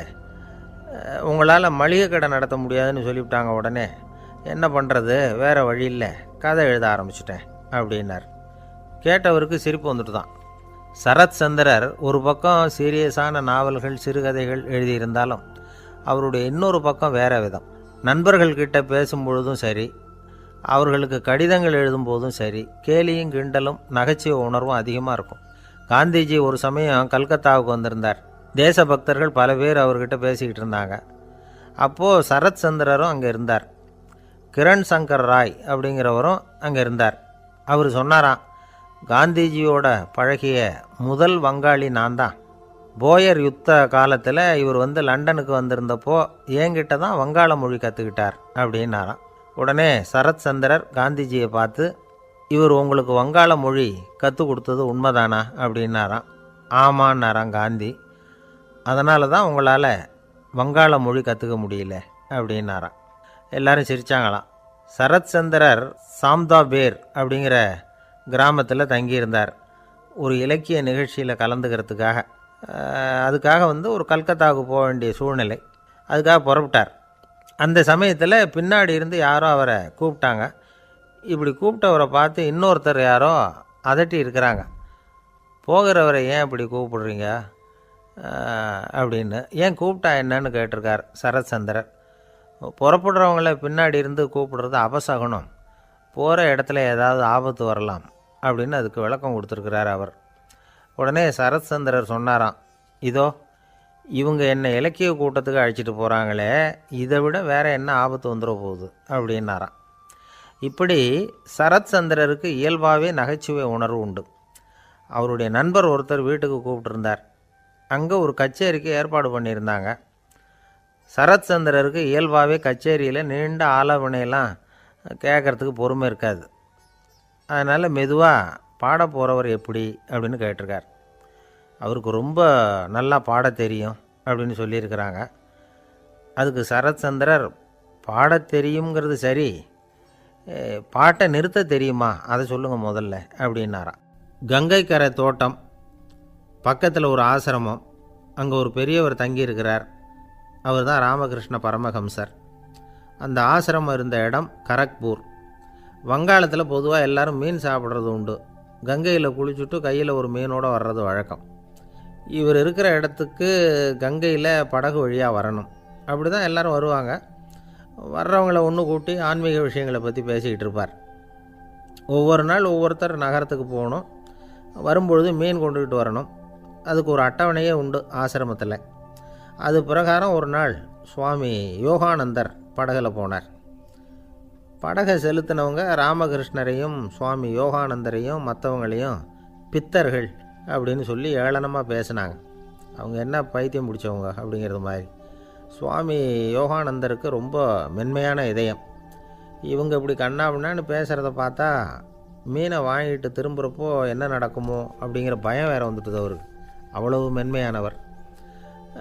இதை தெரிஞ்சுக்கிட்ட ராமகிருஷ்ணர், யோகானந்தா இங்கே வா அப்படின்னு கூப்பிட்டார். இவர் கண்ணீரை தொடச்சிக்கிட்டே கிட்ட போனார். சொன்னார், ஐயா, படகு ஓட்டுறவங்க உங்களை பற்றி மோசமாக பேசுகிறாங்க. என்ன திட்டினா பரவாயில்ல, ஆனால் உங்களை அவங்க திட்டுறாங்க. அதை என்னால் தாங்கிக்க முடியல அப்படின்னார். இதை கேட்டதும் ராமகிருஷ்ணருக்கு கோபம் வந்துட்டு தான். என்னது, உன்னுடைய குருவை பற்றி அவங்க மோசமாக பேசும்பொழுது நீ சும்மா இருந்தியா? வெளியில் போ அப்படின்னு விட்டார். குரு நிந்தனை செய்கிறப்போ அதை கேட்டுக்கிட்டு சும்மா இருக்கலாமா? குரு நிந்தனையை கேட்டால் பாவம் இல்லையா? என்னை தூற்றும் போது அவங்க பாவம் செய்கிறாங்க. அதை கேட்டுக்கிட்டு நீ சும்மா இருந்தால் நீயும் பாவம் செய்கிற அப்படின்னாராம். அடுத்த நாள் சுவாமி நிரஞ்சனானந்தர் போக வேண்டிய நாள். இவர் படகுல போகும்பொழுதும் அதே மாதிரி நடந்து தான். அவங்க மோசமாக பேச ஆரம்பித்தாங்க, திட்ட ஆரம்பித்தாங்க. அப்படி கேலி பண்ண ஒருத்தனை இவர் என்ன பண்ணார், பலார்னு கன்னத்தில் அரைஞ்சிட்டார். இன்னொருத்தனை கங்கையில் தூக்கி எறியறதுக்கும் தயாராகிட்டார். அதுக்கப்புறம் அவங்க யாரும் வாயை திறக்கலை. மீன் வாங்கிட்டு வர்றப்பவும் படகுல ஒரே அமைதி. அவ்வளவு பயம் அவங்களுக்கு. ராமகிருஷ்ணர் கூப்பிட்டு விசாரித்தார் என்ன நடந்ததுன்னு. இவர் சொன்னார், அவர் யோகானந்தா போகும்பொழுது என்ன நடந்ததோ அப்படியே தான் இப்போவும் நடந்தது.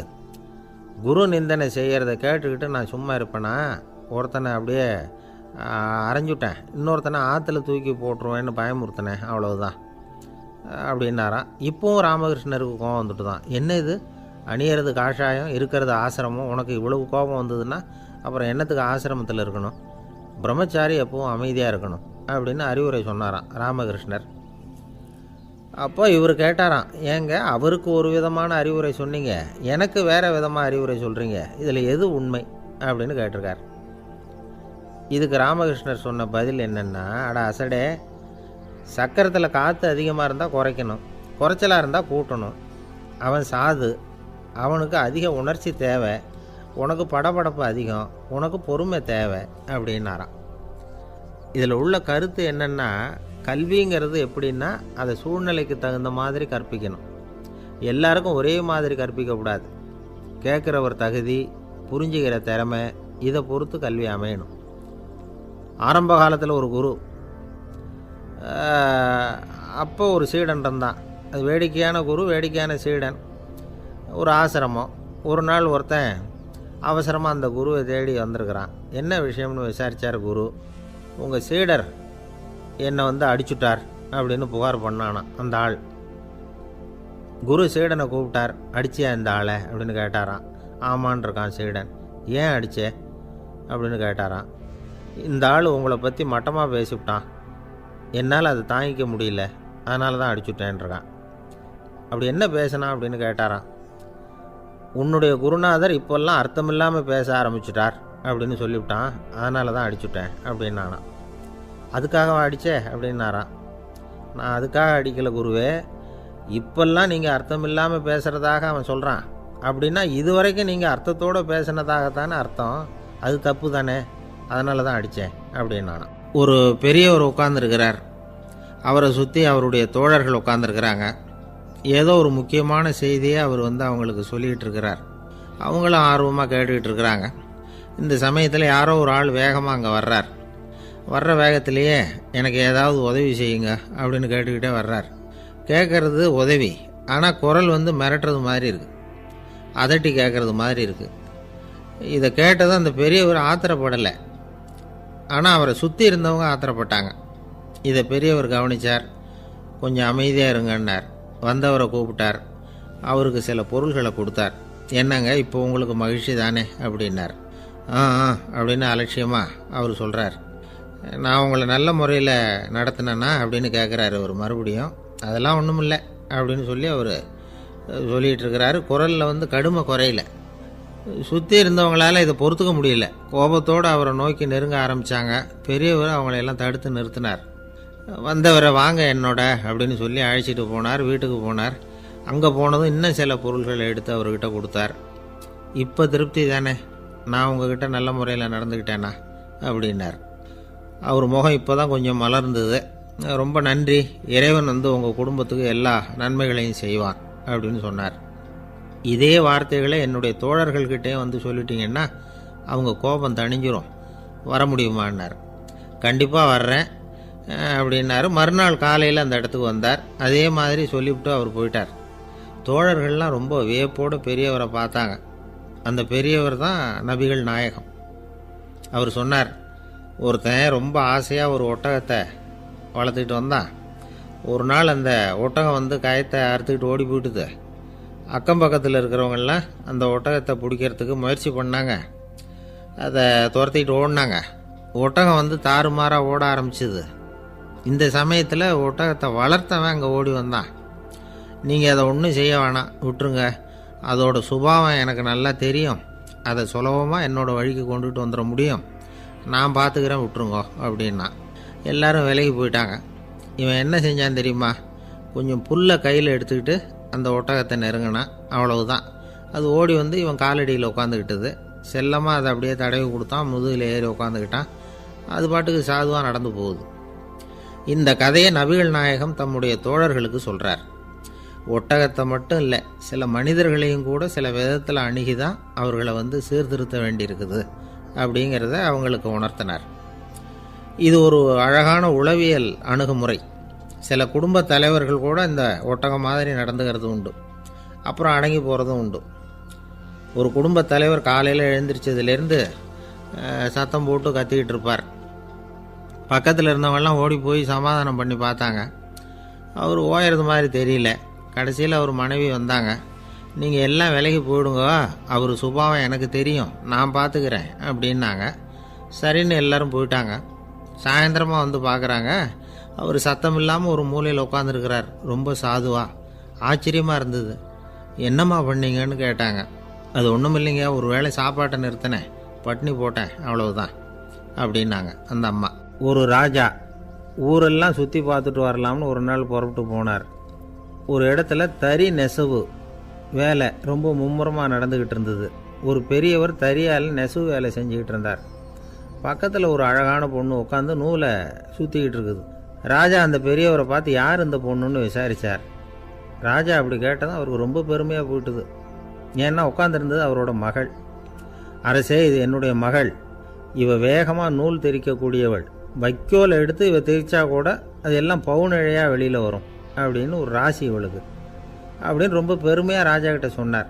ராஜா இதை கேட்டதும் அசந்துட்டார். அப்படியா, இவ்வளவு அழகும் சாமர்த்தியமும் உள்ள இந்த பொண்ணு என்னோட வரட்டுமே, இவளை என் மருமகளை ஆக்கிக்கிறேன் அப்படின்னார் ராஜா.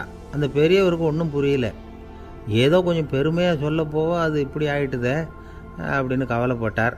இருந்தாலும் ராஜா பேச்ச தட்ட முடியுமா? மகளை அனுப்பி வச்சுட்டார். ராஜா அந்த பொண்ணை அரண்மனைக்கு அழைச்சிட்டு வந்தார். அங்கே ஒரு அறையில் வச்சு பூட்டி விட்டார். அந்த ரூமு நிறைய வைக்கோலை கொண்டாந்து போட்டு அடைச்சாங்க. 3 ராட்டைகள் வேறு வச்சுருந்தாங்க. நாளைக்கு பொழுது விடியறதுக்குள்ளே நீ இந்த வைக்கோலையெல்லாம் தங்க இழைகளாக மாற்றி காட்டணும். நாளைக்கு காலம்புற நான் இந்த அறை கதவை திறப்பேன்.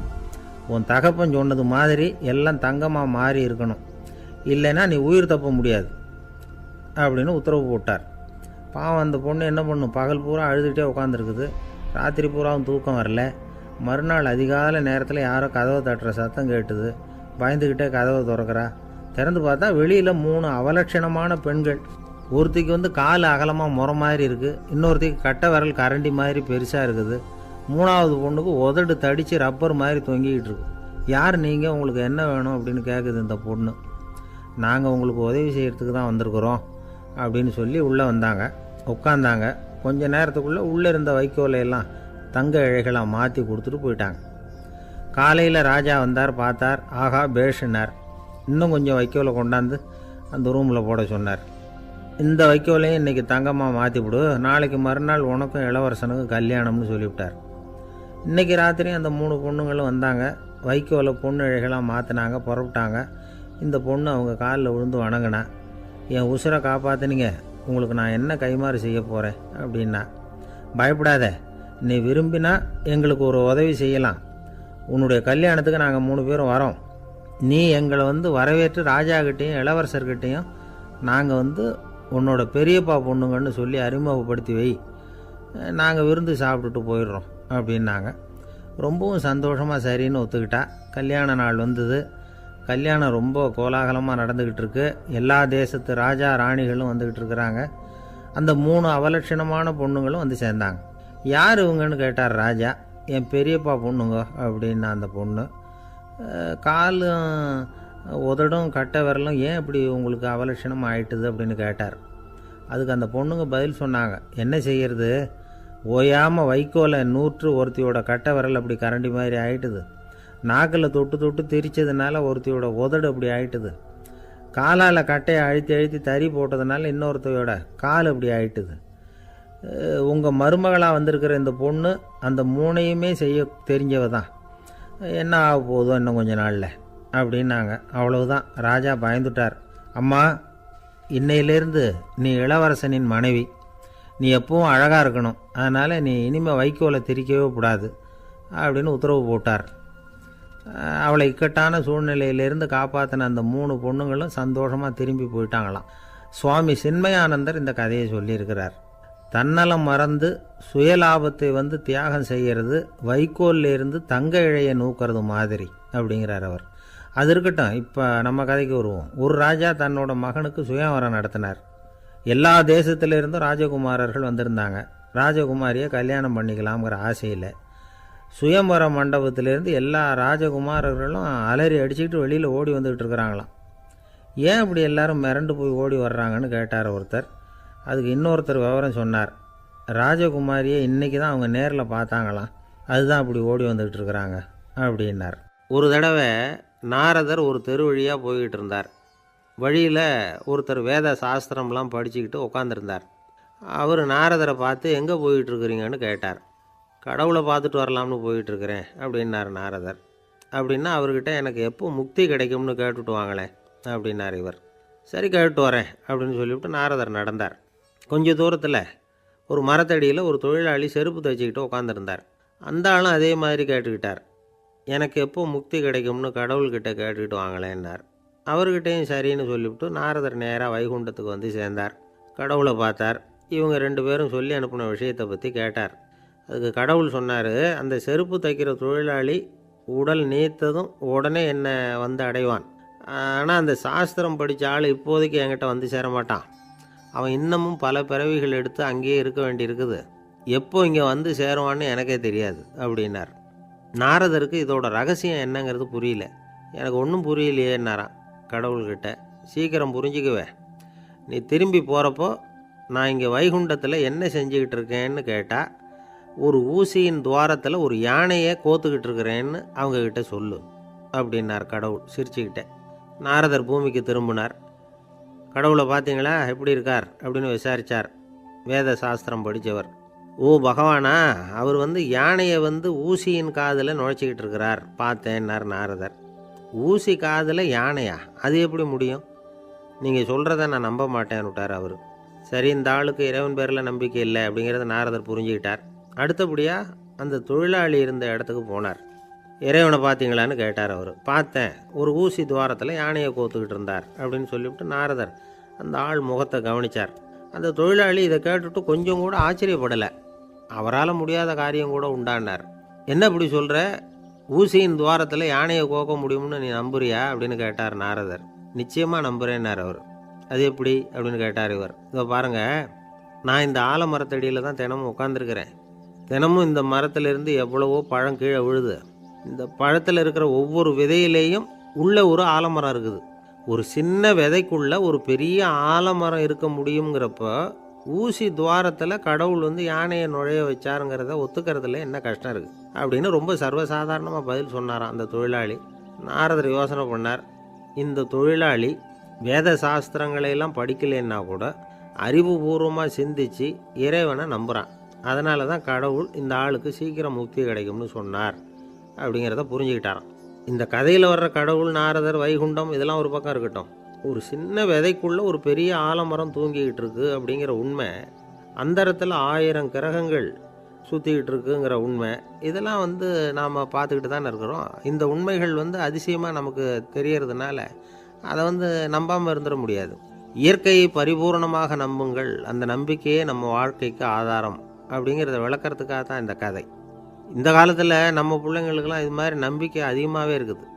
ஒரு நாள் ஒரு சின்ன பையன்கிட்ட கேட்டேன், ஏன்பா கடவுள் வந்து ஒரு பானைக்குள்ளே ஒரு யானையை நுழைய வச்சுட்டாருன்னு சொன்னால் அதை நீ நம்புவியா அப்படின்னு கேட்டோம். நம்புவேன் சார், அது ஒன்றும் பெரிய அதிசயம் இல்லைன்னா. எப்படிறான்னு கேட்டோம். எப்படின்னா அந்த பானை வந்து அந்த யானையை விட பெருசாக இருந்திருக்கும், அவ்வளவுதான் அப்படின்னு சொல்கிறான். ஒரு ஊரில் ஒரு ராஜா இருந்தார். அவர் அடிக்கடி காட்டுக்கு வேட்டையாட போவார். சில நண்பர்களையும் கூட அழைச்சிக்கிட்டு போவார். காட்டுக்கு போனதும் ஆளுக்கு ஒரு பக்கமாக போய் வேட்டையாடுவாங்க. சாயந்தரமாக திரும்பி வருவாங்க. மறுநாள் அரண்மனையில் உட்காந்து ஒவ்வொருத்தரும் அவங்க அனுபவங்களை எல்லாம் சொல்லிக்குவாங்க. அவங்க வீரத்துக்கு தகுந்த மாதிரி பரிசை அந்த ராஜா கொடுப்பார். இது மாதிரி ஒரு தடவை எல்லாரும் வேட்டைக்கு போயிட்டு திரும்பி வந்ததும் உட்காந்து பேச ஆரம்பிச்சிருக்கிறாங்க. ஒருத்தன் சொன்னான், தன்னுடைய வீர தீர செயலை பற்றி அளக்க ஆரம்பிச்சிட்டான். ஏன்னா அதுக்கு பரிசு கிடைக்க போகுதில்ல, அதனால். அவன் என்ன சொன்னான் தெரியுமா? அரசே, நேற்றுக்கு காட்டில் என்னாச்சு தெரியுமா? எனக்கு நேராக ஒரு சிங்கம் வாயை திறந்துக்கிட்டு வந்துட்டுது. நான் பயப்படவே இல்லை. உடனே ஒரு கல்லை எடுத்து குறி பார்த்து வீசினேன். சிங்கத்து வாய்க்குள்ளே போய் அந்த கல் மாட்டிக்கிட்டுது. அவ்வளவுதான். அந்த சிங்கம் என்னை